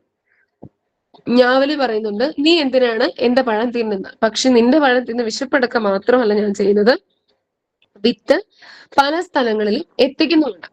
ഞാവൽ, നീ ഇല്ലെങ്കിലും എന്റെ വിത്ത് താഴെ വീണ് മുളക്കില്ലേ? അപ്പൊ ഞാവൽ വെച്ച് അഹങ്കാരത്തോടെ പറയണം, നീ ഇല്ലേലും എന്നാ, എന്റെ പഴമൊക്കെ താഴെ വീണ് അതിന്റെ അടുത്തൊന്ന് വിത്ത് നിലത്ത് വീണ് അവിടെ മുളയ്ക്കുമല്ലോ. പക്ഷേ ഇത്രയും അധികം വിത്തുകൾ നിന്റെ ചുവട്ടിൽ വളരാൻ വേണ്ട സ്ഥലമുണ്ടോ? ആ പറഞ്ഞൊരു പോയിന്റ് അല്ലേ. അതായത് ആ ഞാവൽ മരം, അതിന്റെ ചുവട്ടിൽ തന്നെ അതിന്റെ വിത്തുകൾ വീണ് വളർന്നു പോയാല് അവിടെ അതിന് വളരാനുള്ള സ്ഥലമുണ്ടോ? അതായത് ഈ ഒരു ഞാവലിന്റെ ഈ ചുവട്ടിൽ തന്നെ വന്നു കഴിഞ്ഞാൽ അതും വലുതായി മരമായി അതിന് വളരാനുള്ള എന്താ സ്ഥലം എന്ന് പറയണ്ടോ? ഇങ്ങനെ ഒരു മരം വളർന്നാൽ തന്നെ ഇതിന്റെ ശിഖരങ്ങളിൽ മുട്ടി അവിടെ കൊണ്ട് നിന്നു പോകും, അല്ലെങ്കിൽ അത് കൂടുതൽ വളരാൻ പറ്റത്തില്ല, ഈ സൂര്യപ്രകാശം കൂടുതൽ ലഭിക്കുന്നില്ല, അങ്ങനത്തെ കുറെ കാര്യങ്ങളുണ്ട്. അപ്പൊ അവന്റെ ചുവട്ടിൽ തന്നെ അതിന് വളരാൻ നമ്മുടെ പക്ഷി ചോദിച്ച പോലെ സ്ഥലമില്ല. ഇതുപോലെ സസ്യത്തിന്റെ വിത്തുകൾ പല സ്ഥലങ്ങളിൽ എത്തിക്കുന്ന ഏതെല്ലാം ജീവികളുണ്ട്? അണ്ണാനുണ്ട്, പിന്നെ കൂടുതലായിട്ട് നമ്മുടെ കിളികളാണ് ഈ ഓരോ കായകളെല്ലാം കൊത്തി കൊത്തി ഓരോ സ്ഥലങ്ങളിൽ വിത്തുകൾ കൊണ്ട് ഇടാറുള്ളത്. കിളികളുണ്ട്, നമ്മുടെ അണ്ണാനുണ്ട്. അപ്പൊ ഇതെല്ലാം ഈ ഓരോ ജീവികൾ പല സ്ഥലങ്ങളിൽ ഈ വിത്തുകൾ കൊണ്ട് ഇടുന്നുണ്ട്. നോക്കിയേ, മാതൃസസ്യത്തിൽ നിന്നും പല സ്ഥലങ്ങളിലേക്ക് വിത്തുകൾ എത്തപ്പെടുന്നതാണ് എന്ത്, വിത്ത് വിതരണം. അതായത് സീഡ് ഡിസ്പേഴ്സൽ. നമ്മളിങ്ങനെ നമ്മൾ വിത്ത് വിതയ്ക്കുക എന്ന് പറയുന്ന പോലെ തന്നെ ഈ ഓരോ പക്ഷികൾ അല്ലെങ്കിൽ അണ്ണാന് ഇതെല്ലാം ഇങ്ങനെ കഴിച്ചിട്ട് ഓരോ സ്ഥലങ്ങളിൽ കൊണ്ടുപോയി, കാക്കകളൊക്കെ ആയിക്കോട്ടെ, ഇതെല്ലാം വിത്തുകൾ ഇങ്ങനെ കൊണ്ടുപോയി ഇടുമ്പോൾ ആ ഒരു വിത്ത് വിതരണം, അതായത് മാതൃസസ്യത്തിൽ നിന്നും പല സ്ഥലങ്ങളിലേക്ക് വിത്തുകൾ എത്തപ്പെടുന്നതാണ് എന്ത്, വിത്ത് വിതരണം എന്ന് പറയുന്നത്. അപ്പൊ ഈ ഒരു നമ്മളിപ്പോ നിൽക്കുന്ന സ്ഥലത്താണ് നമ്മുടെ മാവ് അല്ലെങ്കിൽ ഇതുപോലെ ഞാവൽപ്പഴം ഒക്കെ നിൽക്കുന്നെങ്കിൽ അതിന്റെ അകത്തുനിന്ന് ആ ഒരു അതിന്റെ ആ വിത്ത് ഇവിടുന്ന് പറഞ്ഞ ഒരു കുറച്ച് ദൂരം കഴിഞ്ഞിട്ടാണ് പക്ഷികൾ കൊണ്ടുപോയി തുപ്പി ഇടുന്നത് അവരുടെ വായിൽ നിന്ന്, അല്ലെങ്കിൽ പോകുന്നത് തന്നെ. അപ്പൊ ആ ഒരു ഇത്രയും ദൂരമുണ്ട്, അല്ലാതെ അതിന്റെ ചോട്ടിൽ തന്നെയല്ല, കുറച്ച് സ്ഥലം മാറിയാണ്. അപ്പൊ അങ്ങനെ മാറി വിത്തുകൾ കൊണ്ട് ഇത് വിതരണം ചെയ്യുന്നു. അതാണ് വിത്ത് വിതരണം എന്ന് പറയുന്നത്. അപ്പൊ മാതൃസസ്യത്തിൽ നിന്നും പല സ്ഥലങ്ങളിലേക്ക് വിത്തുകൾ എത്തപ്പെടുന്നതാണ് എന്ത്, വിത്ത് വിതരണം അല്ലെങ്കിൽ സീഡ് ഡിസ്പേഴ്സൽ എന്ന് പറയുന്നത്. ഇനി വിത്ത് വിതരണം എന്തിനാണ് വിത്ത് വിതരണം എന്നുള്ളത്? ഒരു സസ്യത്തിന്റെ വിത്തുകളെല്ലാം അതിന്റെ ചുവട്ടിൽ തന്നെ വീണ് മുളയ്ക്കുകയാണെങ്കിൽ അവയ്ക്കെല്ലാം വളരാൻ ആവശ്യമായ മണ്ണ്, വെള്ളം, സൂര്യപ്രകാശം, ധാതു ലവണങ്ങൾ എന്നിവ ലഭിക്കില്ല. അതിനാൽ വിത്തുകൾ പല സ്ഥലങ്ങളിലേക്ക് വിതരണം ചെയ്യപ്പെടേണ്ടതുണ്ട്. അപ്പൊ ഇത് ചിലപ്പോൾ സ്റ്റേറ്റ്മെന്റ് ആയിട്ട് വേണം ചോദിക്കാം, വിത്ത് വിതരണം എന്തിനാണെന്നുള്ളത്. മുമ്പേ നമ്മൾ പറഞ്ഞ കാര്യങ്ങളൊക്കെ തന്നെയാണ്. അത് അതിന്റെ ചുവട്ടിൽ തന്നെ വളർന്നാൽ എന്താ, ആവശ്യമായിട്ടുള്ള മണ്ണ് കിട്ടുന്നില്ല, ജലം ലഭിക്കുന്നില്ല, സൂര്യപ്രകാശം ലഭിക്കുന്നില്ല, അതുകൊണ്ട് തന്നെ അതിന് അവിടെ വളരാൻ പറ്റത്തില്ല. അതുകൊണ്ടാണ് പല സ്ഥലങ്ങളിലേക്ക് വിതരണം ചെയ്യപ്പെടുന്നത്. വിവിധ സസ്യങ്ങൾ ഒരു പ്രദേശത്ത് കാണപ്പെടുന്നതും ഒരു സസ്യം വിവിധ പ്രദേശങ്ങളിൽ കാണപ്പെടുന്നതും ഇതുമൂലമാണ്. ചിലപ്പം ഒരു പ്രദേശത്ത് തന്നെ ഒരേ സസ്യങ്ങൾ, കുറെ കപ്പളങ്ങൾ എല്ലാം ഒരുമിച്ച് തന്നെ കുറെ നിൽക്കുന്ന കാണാം. അല്ലെങ്കിൽ എന്താ, പല പ്രദേശങ്ങളിലായിട്ട് ഓരോ ചെടികൾ വീതം അല്ലെങ്കിൽ ഓരോ ഇതുപോലെ മരങ്ങളൊക്കെ ആയിട്ട് നിൽക്കുന്നതും കാണാം. അപ്പൊ ഇതെല്ലാം എന്തിന്റെ ഭാഗമാണ്? വിത്ത് വിതരണത്തിന്റെ ഭാഗമാണ്. ഇനി വിത്ത് വിതരണത്തിനുള്ള അനുകൂലനങ്ങൾ. വെള്ളത്തിലൂടെ ഒഴുകി പോകുന്നതിന് തേങ്ങയ്ക്കുള്ള അനുകൂലനങ്ങൾ എന്തെല്ലാമാണെന്ന് ചോദിച്ചിട്ടുണ്ട്. നോക്കിക്കേ, തേങ്ങ നമ്മൾ കണ്ടിട്ടുണ്ട്, എന്താ, വെള്ളത്തിൽ കൂടി ഇങ്ങനെ ഒഴുകി കിടക്കുന്നത് കണ്ടിട്ടുണ്ട്. അങ്ങനെ അത് താന്നു പോകാതെ ഇങ്ങനെ പൊങ്ങിക്കിടന്ന് ഒഴുകി പോകുന്നതിന് അതിനാവശ്യമായിട്ടുള്ള അനുകൂലനങ്ങൾ എന്തൊക്കെയാണ്? കുറച്ചു ദിവസങ്ങൾ വെള്ളത്തിൽ കിടന്നാൽ ചീഞ്ഞു പോവില്ല. തൊണ്ടിൽ വായു നിറഞ്ഞു നിൽക്കുന്നതുകൊണ്ട് വെള്ളത്തിൽ ഇങ്ങനെ പൊങ്ങിക്കിടക്കും. അത് വെള്ളത്തിൽ കിടന്നാലും അങ്ങനെ അധികം ചീഞ്ഞു പോകുന്നില്ല. തൊണ്ടിൽ വായു നിറഞ്ഞു കിടക്കുന്നതുകൊണ്ട് തന്നെ അത് വെള്ളത്തിൽ കുറച്ചു നാള് പൊങ്ങിക്കിടക്കും. ഇനി നമ്മുടെ അപ്പൂപ്പൻ താടിയാണേലോ, നമുക്കറിയാതെ എപ്പോഴും ഇങ്ങനെ കാറ്റത്ത് വളരെ സോഫ്റ്റ് ആണ്, അതിന് വലിയ വെയിറ്റ് ഒന്നും ഇല്ല, അതിങ്ങനെ കാറ്റത്ത് ഇങ്ങനെ പൊങ്ങി നടക്കുന്ന കാണാം. അപ്പൊ ജന്തുക്കളും പക്ഷികളും ആഹാരമാക്കുന്ന ഏതൊക്കെ ഫലങ്ങളാണ് നിങ്ങൾക്ക് ചുറ്റുമുള്ളത്? അല്ലെങ്കിൽ ഈ ഫലങ്ങൾക്ക് പക്ഷികളെ ആകർഷിക്കാനുള്ള എന്തെല്ലാം പ്രത്യേകതയാണ്? മാംസങ്ങളായ ഭാഗങ്ങളുണ്ട്, അതുപോലെ മാംസളമായ ഭാഗങ്ങളുണ്ട്, അതുപോലെ തന്നെ അതിന്റെ മണമുണ്ട്, പിന്നെ നിറമുണ്ട്. ഇതെല്ലാം പക്ഷികളെ ആകർഷിക്കുന്നതാണ്. അപ്പൊ ഇതെല്ലാം അത് കൊത്തിയെടുക്കും, ഓരോ സ്ഥലങ്ങളിൽ കൊണ്ടുപോയി വിത്ത് വിതരണം നടക്കും. നമുക്കിവിടെ ഇമ്പോർട്ടന്റ് ആയിട്ട് നമുക്ക് നോക്കേണ്ട കാര്യങ്ങൾ എന്ന് പറഞ്ഞാൽ ഇത് കണ്ടോ, ഓരോ ചെടി, അസ്ത്രപ്പുല്ല്, പിന്നെ ഈ കടലാടി എന്നൊക്കെ പറയുന്ന ചെടി, അതെല്ലാം നമ്മുടെ ചുറ്റുപാടുള്ളതാണ്. അസ്ത്രപ്പുല്ല് നമ്മൾ എപ്പോഴും കാണുന്നതാണ്. നമ്മൾ പറമ്പിൽ കൂടെ ഇറങ്ങുമ്പോൾ തിരിച്ചു വരുമ്പം വേറെ നമുക്ക് വേറെ ഒന്നും നമുക്ക് കൊണ്ടുവരാൻ പറ്റിയില്ലെങ്കിലും ഇതുപോലെയുള്ള കുറെ സാധനങ്ങൾ നമ്മുടെ ഉടുപ്പയിലെല്ലാം പറ്റിപ്പിടിച്ചിരിക്കുന്നതാണ് അല്ലെ. അപ്പൊ അത് അതിനൊരു ഒട്ടിപ്പിടിച്ചിരിക്കാൻ, അല്ലെങ്കിൽ അതിന്റെ മേത്തൊരു പശിമ പോലൊരു സാധനമുണ്ട്. അപ്പൊ അതുപോലെയുള്ള അസ്ത്രപ്പുല്ല്, കടലാടി, പിന്നെ നമ്മുടെ റബ്ബർ, കാശിത്തുമ്പ, ഇതെല്ലാം എങ്ങനെയാണ് വിത്ത് വിതരണത്തിന്റെ രീതി, അല്ലെങ്കിൽ ഈ സസ്യങ്ങൾ വേറൊരു സ്ഥലങ്ങളിൽ എങ്ങനെയാണ് അത് ഉണ്ടാകുന്നത് എന്നൊക്കെ ഉള്ളതാണ് നമ്മൾ ഇനി നോക്കാൻ പോകുന്നത്. നോക്കിക്കേ, സസ്യങ്ങളിലെ വിത്ത് വിതരണ രീതി. ഇതിന്റെ അകത്ത് ഈ ഒരു നമ്മുടെ നമ്മുടെ മാത്സിന്റെ അകത്ത് ഉപയോഗിക്കുന്ന പൊട്രാക്ടറിന്റെ രീതി തന്നിട്ടുണ്ട്. പക്ഷെ നമ്മുടെ പഴയ ടെക്സ്റ്റ് നോക്കുന്നത് ജസ്റ്റ് ഒരു കോളത്തിൽ അത് തന്നിട്ടുള്ളൂ. നോക്കിക്കേ, ഇവിടെ അപ്പൂപ്പൻ താടി, കാറ്റിലൂടെ നമുക്ക് 4 രീതികളിലാണ് നമ്മുടെ വിത്ത് വിതരണം നടക്കുന്നത്. കാറ്റ് വഴി, പിന്നെ നമ്മുടെ വെണ്ട കിടക്കുന്നത് പൊട്ടിത്തെറിച്ചുണ്ടാകുന്ന, അതായത് പൊട്ടിത്തെറിച്ച് പോകുന്നതാണ്, പൊട്ടിത്തെറിച്ച് വിത്ത് വിതരണം നടക്കുന്നതാണ് വെണ്ടയൊക്കെ. തെങ്ങാണ് നമ്മളിപ്പൊ പറഞ്ഞു, വെള്ളത്തിലൂടെ ഇങ്ങനെ ഒഴുകി നടക്കുവാണ്, ജലം. ഇനി പേരയൊക്കെ ആണെങ്കിൽ അത് ജന്തുക്കൾ വഴി, അതായത് ഏതെങ്കിലും ജന്തുക്കളെ കടിച്ച് ആ വിത്തുകളിലൊക്കെ കൊണ്ടിടുന്നതാണ് നമ്മുടെ പേരയൊക്കെ. അപ്പൊ 4 തരത്തിലാ നമ്മുടെ വിത്ത് വിതരണം നടക്കുന്ന, 4 തരത്തിലാണ്. നിങ്ങൾക്ക് കാണാമല്ലോ അല്ലെ?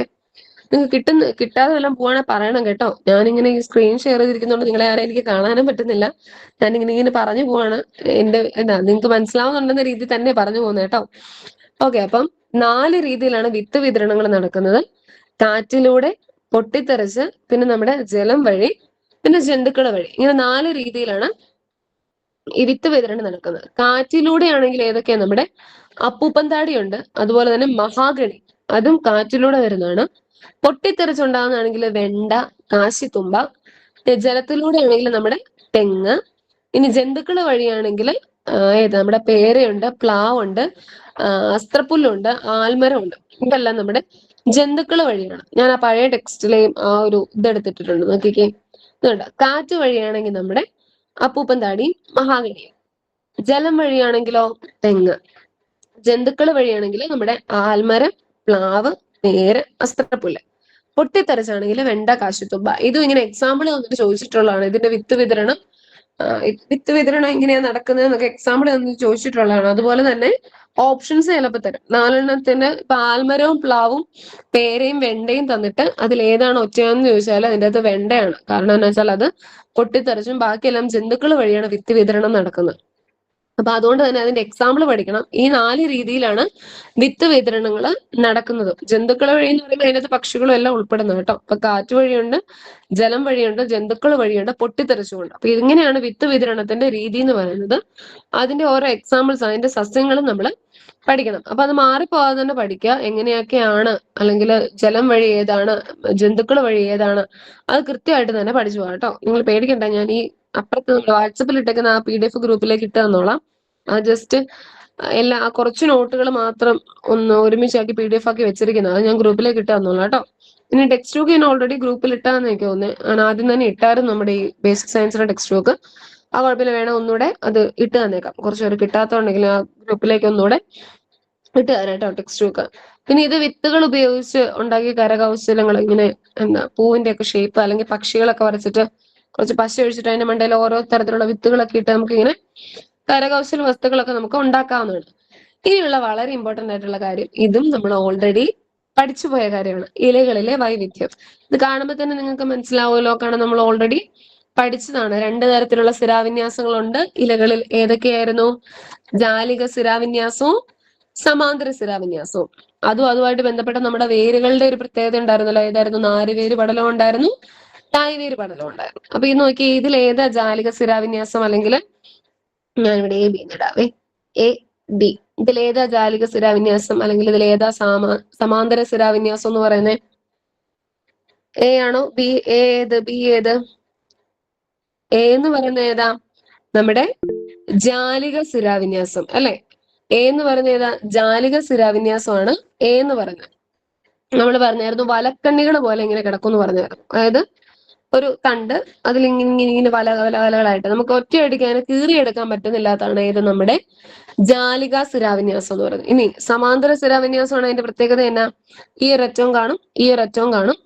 അവിടുന്ന് ഇങ്ങനെ അത് സമാന്തരമായിട്ട് ഒരെണ്ണം മുട്ടാതെ ഇങ്ങനെ പൊക്കോണ്ടിരിക്കുന്നതാണ് ഏത്? നമ്മുടെ സമാന്തര സ്ഥിരാവിന്യാസം. അതായത് സമാന്തരമായിട്ട് സ്ഥിരകൾ വിന്യസിച്ചിരിക്കുന്നത്. നമ്മൾ അതിന്റെ എക്സാമ്പിൾസും പറഞ്ഞതാണ്. സമാന്തര സ്ഥിരാവിന്യാസത്തിന്റെ എക്സാമ്പിൾ ഏതൊക്കെയായിരുന്നു? മുളയുടെ ഇല ഉണ്ടായിരുന്നു, നമ്മുടെ തെങ്ങോല ഉണ്ടായിരുന്നു, നെല്ലിന്റെ ഇല ഉണ്ടായിരുന്നു അല്ലെ? ഇതെല്ലാം ഏതായിരുന്നു? നമ്മുടെ സമാന്തര സ്ഥിരാവിന്യാസമായിരുന്നു. ഇനി നമ്മുടെ ഈ വലക്കണ്ണികൾ പോലെ ഇരിക്കുന്ന നമ്മുടെ ജാലിക സ്ഥിരാവിന്യാസം ആണെങ്കിലോ, നമുക്കറിയാം നമ്മുടെ മാവ്, പ്ലാവ്, ആലില, ഇതെല്ലാം നമ്മുടെ ജാലിക സ്ഥിരാവിന്യാസമായിരുന്നു. ഇത് ഓൾറെഡി നമ്മൾ പഠിച്ചതായതുകൊണ്ടാട്ടോ ഞാൻ പിന്നെ കൂടുതലായിട്ട് അങ്ങനെ എക്സ്പ്ലെയിൻ ചെയ്യാത്തെ. ജസ്റ്റ് ഓർത്തിരിക്കുക. നിങ്ങൾ ചുറ്റുപാട്, ഞാൻ പറഞ്ഞായിരുന്നു ചുറ്റുപാടൊക്കെ നടക്കുമ്പോൾ ഇലകളൊക്കെ നോക്കാന്നൊക്കെ പറഞ്ഞായിരുന്നു. അപ്പൊ ജാലിക സ്ഥിരാവിന്യാസം എന്താ? വലക്കണ്ണികൾ പോലെ ഇരിക്കുന്നതാണ് നമ്മുടെ ജാലിക സ്ഥിരാവിന്യാസം. സമാന്തര സ്ഥിരാവിന്യാസം ആണെങ്കിൽ ആ സ്ഥിരകൾ അതിൽ സമാന്തരമായിട്ടാണ് വിന്യസിച്ചിരിക്കുന്നത്. നോക്കിക്കേ, ഇലയിലേക്ക് ജലം എത്തിക്കുന്നതും ഇലയിൽ നിന്ന് ആഹാരം കൊണ്ടുപോകുന്നതും ഈ ഭാഗങ്ങൾ വഴിയാണ്. ഏത് ഭാഗങ്ങള്? ഈ സ്ഥിരകൾ വഴി. ഇവയാണ് ഇലകളിലെ സ്ഥിരകൾ, അതായത് വെയിൻസ്. നമ്മുടെ എല്ലാം മേത്തെല്ലാം വെയിൻസ് ഉണ്ട്. അതായത് ബ്ലഡ് അങ്ങോട്ടും ഇങ്ങോട്ടും എല്ലാം കൊണ്ടുപോകുന്ന നമ്മുടെ ഈ വെയിൻസ് ആണ്. അതുപോലെ തന്നെ ഇലകളില് ജലം എത്തിക്കുന്നതും ഇലയിൽ നിന്ന് ആഹാരം കൊണ്ടുപോകുന്നതും ഈ ഭാഗങ്ങൾ വഴിയാണ്. നോക്കിക്കേ, ഇവയാണ് സിരകള്. 2 ഇലകളിലെയും സിരകൾ വിന്യസിച്ചിരിക്കുന്ന ഒരുപോലെയാണോ? അല്ല. ആദ്യത്തെ ചിത്രത്തിൽ ഇലയുടെ മധ്യഭാഗത്ത് ഇലഞ്ഞെട്ടിൽ നിന്ന് അഗ്രഭാഗം വരെ നീണ്ടുപോകുന്ന പ്രധാന സിര നോക്കൂ. അതിൽ നിന്ന് പുറപ്പെടുന്ന അനേകം ചെറിയ ശാഖകൾ പരസ്പരം ബന്ധപ്പെട്ട് വലക്കണ്ണികൾ പോലെ കിടക്കുന്നത് കണ്ടില്ലേ? ഇതാണ് എന്ത്? ജാലിക സ്ഥിരാവിന്യാസം. അതായത് മെയിൻ ആയിട്ട് നടുക്കൂടെ ഒരാൾ പോയിട്ടുണ്ട്, അവനെ കണക്ട് ചെയ്ത് വേറെ വലക്കണ്ണികൾ പോലെ നമ്മുടെ സ്ഥിരകൾ പോയിരിക്കുന്നതാണ് എന്ത്? ജാലിക സ്ഥിരാവിന്യാസം. ഇനി രണ്ടാമത്തെ ചിത്രത്തിലാണെങ്കിൽ ഇലയിലെ സ്ഥിരകൾ എല്ലാം പരസ്പരം കൂട്ടിമുട്ടാതെ ഇലയുടെ ഞെട്ടിൽ നിന്ന് തുടങ്ങി സമാന്തരമായി അഗ്രഭാഗത്ത് എത്തി യോജിക്കുന്നത് കണ്ടില്ലേ? ഇതാണ് സമാന്തര സ്ഥിരാവിന്യാസം, പാരലൽ വേനേഷൻ. അതായത് ഇങ്ങനെ പാരലായിട്ട് സമാന്തരമായിട്ട് പോകുന്നതാണ് സമാന്തര സ്ഥിരാവിന്യാസം. ഇനി ഒറ്റ ഇതിൽ നിന്ന് ഇങ്ങനെ പോകുന്നതാണ്, വലക്കണ്ണികൾ പോലെ പോകുന്നതാണ് നമ്മുടെ ജാലിക സ്ഥിരാവിന്യാസം. അപ്പൊ മനസ്സിലായില്ലേ ഇലകളുടെ വ്യത്യാസങ്ങള്? ജാലിക സ്ഥിരാവിന്യാസമുള്ള ചെടികളുടെ ഇലകളുണ്ട്, അതുപോലെ തന്നെ സമാന്തര സ്ഥിരാവിന്യാസം ഉണ്ട്. ഇനി ജാലിക സ്ഥിരാവിന്യാസം, സമാന്തര സ്ഥിരാവിന്യാസം അതിന്റെ എക്സാമ്പിൾസ് ആണ് നമ്മൾ ഓൾറെഡി പറഞ്ഞായിരുന്നു. ജാലിക സ്ഥിരാവിന്യാസത്തിന്റെ ഏതൊക്കെയാ? പ്ലാവുണ്ട്, മാവിലയുണ്ട്, പിന്നെ നമ്മുടെ ആലിലയുണ്ട്, പിന്നെ തേക്കിന്റെ ഇലയുണ്ട്, തേക്കിന്റെ ഇല വരുന്നുണ്ട്. ഇതെല്ലാം നമ്മുടെ ജാലിക സ്ഥിരാവിന്യാസത്തിന്റെ അകത്ത് വരുന്നത്. ഇനി സമാന്തര സ്ഥിരാവിന്യാസം ആണെങ്കിൽ മുളയുണ്ട്, തെങ്ങുണ്ട്, പിന്നെ നമ്മുടെ കവുങ്ങിന്റെ ഇല, അതുപോലെ തന്നെ നെല്ല്. ഇതെല്ലാം ഇതിന്റെ അകത്ത് വരും നമ്മുടെ സമാന്തര സ്ഥിരാവിന്യാസത്തിന്റെ അകത്ത് വരും. മാവ്, പ്ലാവ്, ആലില ഇതെല്ലാം നമ്മുടെ ജാലിക സ്ഥിരാവിന്യാസത്തിന്റെ അകത്ത് വരും. സമാന്തര സ്ഥിരാവിന്യാസം ആണെങ്കിൽ തെങ്ങ്, നെല്ല്, മുള, കവുങ്ങ് ഇതെല്ലാം സമാന്തര സ്ഥിരാവിന്യാസത്തിന്റെ അകത്ത് വരും. ഇനി ഇലകളിലുള്ള സ്ഥിരാവിന്യാസം കണ്ടു. അതുപോലെ തന്നെ നമ്മുടെ വേരുകളിലും എന്തെങ്കിലും പ്രത്യേകതയുണ്ടോ, അല്ലെങ്കിൽ ഇത് തമ്മിൽ എന്തെങ്കിലും കണക്ഷൻ ഉണ്ടോ എന്നൊക്കെ നമ്മൾ നോക്കാൻ പോകുന്നത്. നമ്മൾ ഓൾറെഡി നമ്മുടെ 4ാം ക്ലാസ്സിൽ പഠിച്ചപ്പോൾ നമ്മൾ പറഞ്ഞു പോയതാണ്. ഈ ഇലകളുമായിട്ട്, അതായത് ഇലകളിൽ ഈ സ്ഥിരാവിന്യാസമായിട്ട് തന്നെ കണക്ട് ചെയ്തുകൊണ്ട് നമ്മുടെ വേരുകൾക്കും പ്രത്യേകതയുണ്ട്. അതായത് നാരുവേര് പടലം അല്ലെങ്കിൽ തായ് വേര് പടലം. നോക്കിക്കേ, ഇവിടെ പ്ലാവിന്റെ വേരിന്റെ പ്രത്യേകത നമ്മൾ ആ ഇലകളിൽ പറഞ്ഞ പോലെ തന്നെ മെയിൻ ആയിട്ടൊരു വെയിനുണ്ട്. അതിൽ നിന്ന് കുഞ്ഞു കുഞ്ഞു കുഞ്ഞു കുഞ്ഞു വേരുകൾ പോയിട്ടുണ്ട്. അതാണ് നമ്മുടെ തായ് വേര് പടലം എന്ന് പറയുന്നത്. ഇത് മെയിൻ ആയിട്ട് ഒരു തായ് വേരുണ്ട്, അതിൽ നിന്ന് കുഞ്ഞു കുഞ്ഞു കുഞ്ഞു കുഞ്ഞ് വേരുകൾ ഇങ്ങനെ പോയിട്ടുണ്ട്. അതാണ് നമ്മുടെ തായ് വേര് പടലം. പക്ഷെ നാരുവേര് പടലത്തിന്റെ പ്രത്യേകത എന്താ? അത് കാണ്ഡത്തിന്റെ ചുവട്ടിൽ നിന്ന് വളരുന്ന ഒരേപോലെയുള്ള വേരുകൾ, അത് ഒരേപോലെയാണ് പോകുന്നത്. അതിന്റെ ആ ചുവട്ടിൽ നിന്ന് ഒരേപോലെ, അല്ലാതെ അവിടെ വേറെ തായ് വേരോ മെയിൻ ആയിട്ട് ആരും ഒന്നുമില്ല, എല്ലാവരും ഒരുപോലെയാണ് പോകുന്നത്. അതാണ് നമ്മുടെ നാരുവേരെന്ന് പറയുന്നത്. അപ്പൊ അന്ന് ഞാൻ ഈ സ്ഥിരാവിന്യാസവും വേരുപടലവും ഒക്കെ തമ്മിൽ കണക്ട് ചെയ്യാൻ വേണ്ടി കോഡുകളൊക്കെ പറഞ്ഞായിരുന്നു. താജ്, നാസ എന്നൊക്കെ പറഞ്ഞു പോയായിരുന്നു. അതായത് സമാന്തരമായിട്ട് അല്ലെങ്കിൽ ഒരുപോലെ പോകുന്നതാണ് നാരുവേര് പടലവും നമ്മൾ പറഞ്ഞു അതിന്റെ വേരുകള്. അപ്പൊ ആ നാരുവേര് പടലമുള്ള സസ്യങ്ങളുടെ ഇലകൾ എപ്പോഴും എങ്ങനെയായിരിക്കും? സമാന്തര സ്ഥിരാവിന്യാസമായിരിക്കും. നാരുവേര് പടലം സമാന്തര സ്ഥിരാവിന്യാസം. അതിനാണ് ഞാൻ നാസ എന്ന് പറഞ്ഞത്. ഇത് നാസ കണ്ടോ? നാരുവേര് പടലത്തിൻ്റെത് എപ്പോഴും സമാന്തര സ്ഥിരാവിന്യാസമുള്ള ഇലകളായിരിക്കും. ഇനി തായ്വേര് പടലത്തിന്റെയോ ഇതുപോലെ നമ്മൾ പറഞ്ഞു മെയിൻ ആയിട്ടൊരു വേരുണ്ട്, അതേ കണക്ട് ചെയ്ത് കുറെ കുഞ്ഞു കുഞ്ഞു വേരുകളുണ്ടെന്ന് പറഞ്ഞു. അതുപോലെയുള്ള നമ്മുടെ ഇലകളിലെ സ്ഥിരാവിന്യാസമാണ് ഏത്? ജാലിക സ്ഥിരാവിന്യാസം. അതാണ് ഞാൻ താജ് എന്ന് പറയുന്നത്. ഇത് താജ. അപ്പൊ താജ് അതായത് തായ്വേര് പടലം ആണെങ്കിൽ അതിൽ ജാലിക സ്ഥിരാവിന്യാസം. അതിന്റെ ഇലകളുടെ പ്രത്യേകത എന്നാ? മെയിൻ ആയിട്ട് ഒരെണ്ണം കാണും, ഇങ്ങനെ അഗ്രഭാഗത്തേക്ക് ഇങ്ങനെ പോകുന്ന കുഞ്ഞു കുഞ്ഞു വെയിൻസ് വേറെയും കാണും. അപ്പൊ അതാണ് ജാലിക സ്ഥിരാവിന്യാസം. അപ്പൊ ജാലിക സ്ഥിരാവിന്യാസമുള്ള ചെടികളുടെ പേര് തായ്വേര് പടലമായിരിക്കും. ഇനി ഇപ്പുറത്തെ ആണെങ്കിൽ നാരുവേര് പടലം ഉള്ളതിന്റെ സമാന്തര സ്ഥിരാവിന്യാസമായിരിക്കും. അപ്പൊ അത് അങ്ങനെ തന്നെ ഓർത്തിരിക്കുക കേട്ടോ.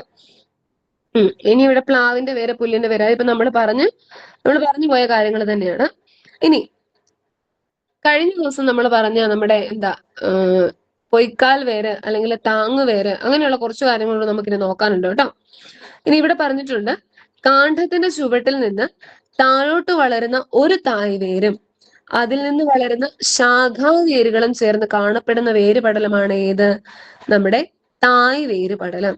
മാവ്, പ്ലാവ് തുടങ്ങിയവയിൽ തായ് വേരുപടലം കാണാം. നമ്മൾ ഓൾറെഡി എക്സാമ്പിൾ പറഞ്ഞതാണ്.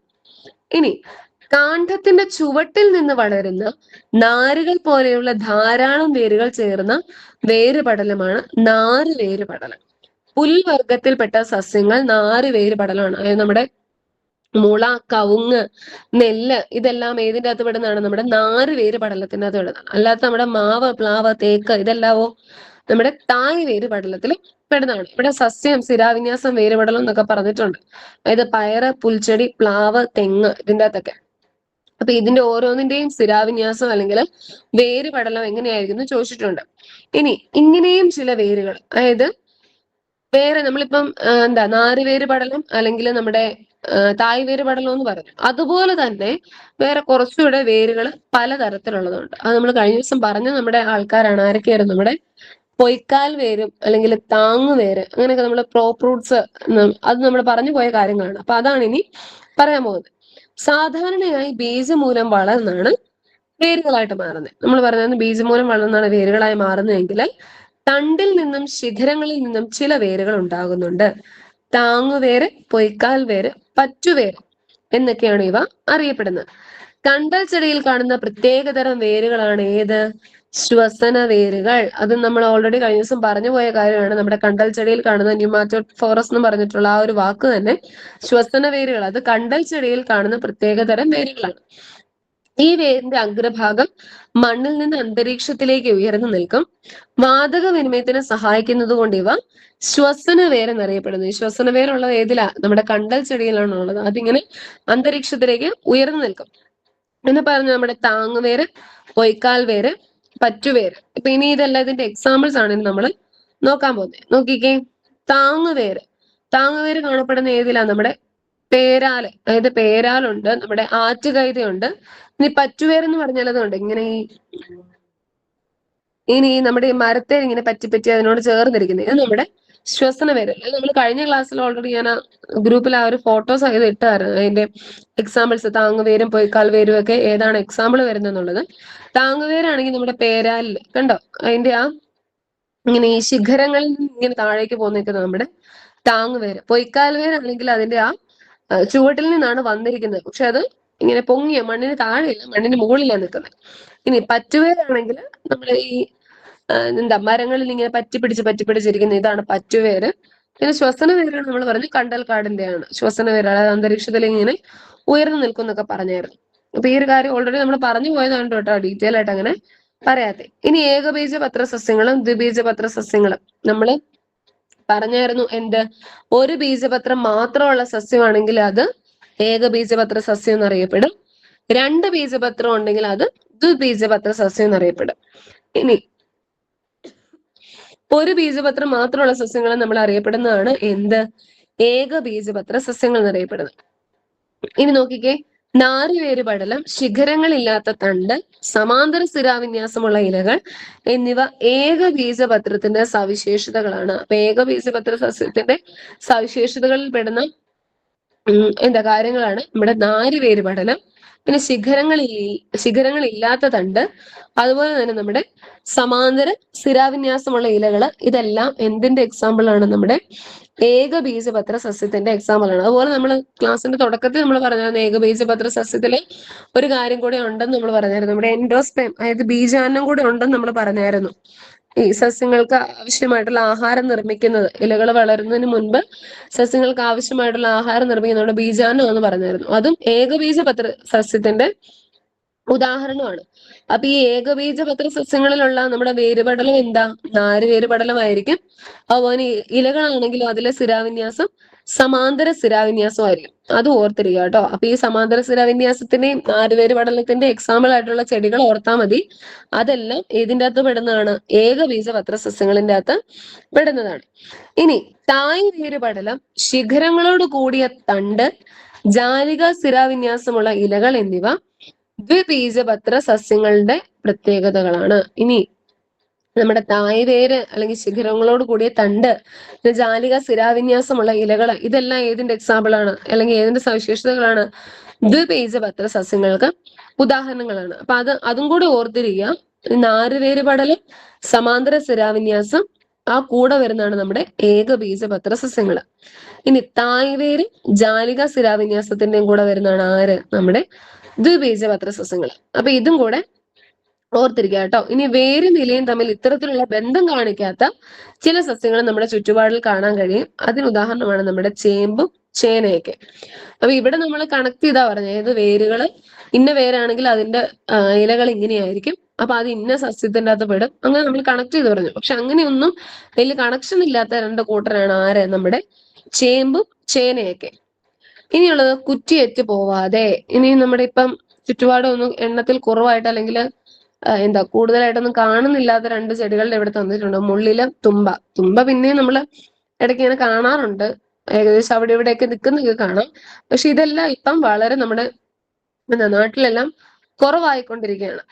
ജീവികൾ എണ്ണത്തിൽ കുറഞ്ഞ് അവ ഭൂമിയിൽ നിന്ന് ഇല്ലാകുന്നതാണ് വംശനാശം. ജീവികളുടെ സ്വാഭാവിക ആവാസം നശിക്കുന്നതാണ് ഇതിനൊരു കാരണം. സ്വാഭാവിക ആവാസങ്ങൾ സംരക്ഷിക്കേണ്ടത് ജീവികളുടെ എല്ലാം നിലനിൽപ്പിന് ആവശ്യമാണ്. അതായത് നമ്മുടെ ചെടികളെ ആയിക്കോട്ടെ ജന്തുക്കളെ ആയിക്കോട്ടെ അതിനെല്ലാം നശിപ്പിക്കാതെ കാത്തു പരിപാലിക്കേണ്ടത് നമ്മുടെ ഓരോരുത്തരുടെയും കടമയാണ്. ഇല്ലെങ്കിൽ ജീവികൾ വംശനാശം സംഭവിച്ചു പോകുന്ന പോലെ തന്നെ നമ്മുടെ ഈ ചെടികളും വംശനാശം സംഭവിച്ചു പൊക്കോണ്ടിരിക്കും. അപ്പൊ അതിനൊരു ഉദാഹരണം എന്ന രീതിയിൽ രണ്ട് ചെടികളുടെ പേരുകൾ തന്നെന്നുള്ളതേ ഉള്ളൂ, നമ്മുടെ മുള്ളിലും തുമ്പയും. അപ്പൊ ഇതിന്റെ ഈ ഒരു ചാപ്റ്ററിന്റെ നമ്മൾ പഠിച്ച കാര്യങ്ങളൊക്കെ തന്നെയാണ് വീണ്ടും റിപ്പീറ്റ് ചെയ്ത് തന്നിരിക്കുന്നത്. എക്സ്ട്രാ വന്ന വിത്ത് വിതരണം എന്നുള്ള ഒരു കാര്യവും പിന്നെ എന്താ വിത്ത് മുളയ്ക്കലിന്റെ ഘട്ടങ്ങൾ, ജെർമിനേഷൻ ഓഫ് സീഡ്സ്, അത് ഒക്കെ മാത്രമേ എക്സ്ട്രാ വന്നിട്ടുള്ളൂ. ബാക്കി എല്ലാ കാര്യങ്ങളും നമ്മൾ ഓൾറെഡി പഠിച്ചു പോയതാണ്. അപ്പൊ ഈ വേരുപടലം, അതുപോലെ തന്നെ നമ്മുടെ സ്ഥിരാവിന്യാസങ്ങള്, ഇതെല്ലാം അതിന്റെ ഉദാഹരണങ്ങൾ, അത് ഉറപ്പായിട്ടും നമ്മൾ പഠിച്ചിരിക്കണം. മാറിപ്പോകാതെ തന്നെ പഠിക്കുക. അത് കണക്ട് ചെയ്ത്, നാരുവേര് പടലവും ആണെങ്കിൽ സമാന്തര സ്ഥിരാവിന്യാസമായിരിക്കും, അത് ദ്വിബീജപത്ര സസ്യമാണ്. അത് അങ്ങനെ തന്നെ കണക്ട് ചെയ്ത് പഠിക്കുക. അതുപോലെ തന്നെ അതിന്റെ ഉദാഹരണങ്ങൾ മാറിപ്പോകരുത്. മാറിപ്പോയി നമുക്കൊരു കൺഫ്യൂഷൻ വരും, ഇതിന്റെ അല്ലേ. പക്ഷെ അത് മനസ്സിലാക്കി തന്നെ അതിന്റെ വേരിന്റെ പ്രത്യേകതകളും അല്ലെങ്കിൽ ഇലയുടെ പ്രത്യേകതകളും അതെല്ലാം വെച്ച് തന്നെ പഠിക്കാൻ നോക്കുക. അപ്പൊ കുറച്ചുകൂടി എളുപ്പമായിരിക്കും. പിന്നെ നമ്മുടെ വിത്ത് മുളയ്ക്കുമ്പോൾ ആദ്യം പുറത്തു വരുന്ന ഏതാണ്, പിന്നെ നമ്മുടെ ബീജമൂലം, ബീജപത്രം, ബീജശീർഷം, ആ ഒരു പേരുകൾ, പിന്നെ വിത്ത് മുളയ്ക്കാൻ ആവശ്യമായിട്ടുള്ള ഘടകങ്ങൾ നമ്മൾ പറഞ്ഞായിരുന്നു. വിത്ത് മുളയ്ക്കാൻ ആവശ്യമായിട്ടുള്ള ഘടകങ്ങൾ നമ്മൾ പറഞ്ഞായിരുന്നു. നമ്മുടെ വായു, ജലം, സൂര്യപ്രകാശം, പിന്നെ എന്താ മണ്ണ്, അനുകൂലമായിട്ടുള്ള താപനില. ഇതിൽ വിത്ത് മുളയ്ക്കാൻ ജസ്റ്റ് മുളച്ചൊന്ന് വരാൻ വേണ്ടി നമുക്ക് ജലവും വായുവും അനുകൂലമായിട്ടുള്ള താപനിലയും മതി. മുളച്ചു കഴിയുമ്പോൾ സൂര്യപ്രകാശം, മണ്ണും അത്യാവശ്യമായിട്ടുള്ള കാര്യമാണ്. അപ്പൊ ആ ഒരു കാര്യങ്ങൾ, പിന്നെ നമ്മുടെ ബീജാങ്കുരണം, പിന്നെ കായിക പ്രജനനം, ഇതെല്ലാം വളരെ ഇമ്പോർട്ടന്റ് ആണ്. അതുപോലെ തന്നെ നമ്മുടെ വിത്ത് വിതരണത്തിന്റെ രീതി, സസ്യങ്ങള്. പിന്നെ ഒരു ടോപ്പിക് കൂടെ ഉണ്ട്, നമ്മുടെ കാർഷിക വിളകളും ജന്മദേശവും. ഇതും ഓൾറെഡി നമ്മൾ ചർച്ച ചെയ്തു പോയ കാര്യങ്ങളാണ്. ഓരോന്നിന്റെയും അതിനറിയപ്പെടുന്ന പേരുകൾ അല്ലെങ്കിൽ അതിന്റെ ജന്മസ്ഥലം ഏതൊക്കെയാണെന്ന് നമ്മൾ കുറച്ച് ഡീറ്റെയിൽ ആയിട്ട് തന്നെ പറഞ്ഞു പോയതാണ്. പക്ഷെ ഇത് ജസ്റ്റ് ഒരു കുഞ്ഞു ടേബിൾ ഉണ്ട്.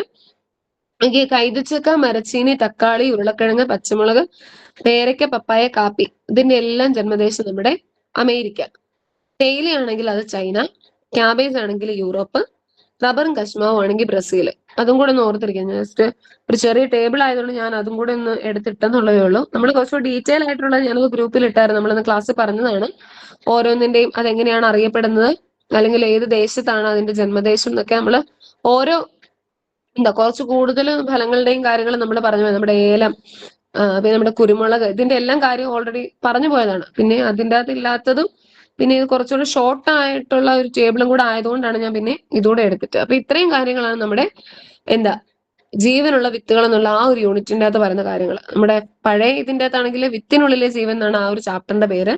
പക്ഷെ ഇതിന്റെ അകത്തത് ജീവനുള്ള വിത്തുകൾ.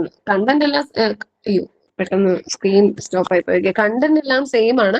ഇത്രയും കാര്യങ്ങളാണ് ഇതിന്റെ അകത്ത് പറയുന്ന കാര്യങ്ങൾ. അപ്പൊ ബാക്കി ഞാൻ നോട്ട് അത് ഗ്രൂപ്പിലേക്ക് ഇട്ട് തന്നോളാം കേട്ടോ. അപ്പൊ ഈ എക്സാമ്പിൾസ് വരുന്ന കാര്യങ്ങള്, സ്റ്റേറ്റ്മെന്റ് ടൈപ്പ് വരുന്ന കാര്യങ്ങള്, അത് ഉറപ്പായിട്ടും പഠിക്കണം. എക്സാമ്പിൾസ് വരുന്നത് മാറിപ്പോകാതെ തന്നെ കണക്ട് ചെയ്ത്, ഞാൻ വീണ്ടും വീണ്ടും പറയുന്നത്, നിങ്ങളുടേതായ രീതിയിൽ മനസ്സിലാക്കി പഠിക്കുക. അല്ലെങ്കിൽ കോഡൊക്കെ ഉണ്ടെങ്കിൽ കോഡ് ഉപയോഗിച്ച് പഠിക്കുക. പിന്നെ അതെന്താ എക്സാമ്പിൾ ആയതുകൊണ്ട് നമുക്ക് ചിലപ്പോൾ ഒരു കൺഫ്യൂഷൻ വരും. ഓപ്ഷൻസ് കാണുമ്പോൾ ഇതെല്ലാം ഒരെണ്ണത്തിനകത്ത് വിടുന്നതാണല്ലോ എന്ന് വരെ തോന്നിപ്പോകുന്ന അവസ്ഥയുണ്ട്. അപ്പൊ അതുകൊണ്ട് ഈ എക്സാമ്പിൾസ് വരുന്നതൊക്കെ മാറിപ്പോകാതെ തന്നെ നിങ്ങളുടേതായ രീതിയിലൊക്കെ ഒന്ന് എഴുതി പഠിക്കുക. അപ്പൊ ഇത്രയും കാര്യങ്ങളാണ് ഈ ഒരു യൂണിറ്റിന്റെ അകത്ത് പറയുന്നത്. എല്ലാവർക്കും മനസ്സിലായോ? ഇതിനകത്ത് എന്തെങ്കിലും ഡൗട്ടോ എന്തെങ്കിലും കിട്ടാതെ പോകുന്നതിനും ചെയ്തിട്ടുണ്ടോ? ഹലോ,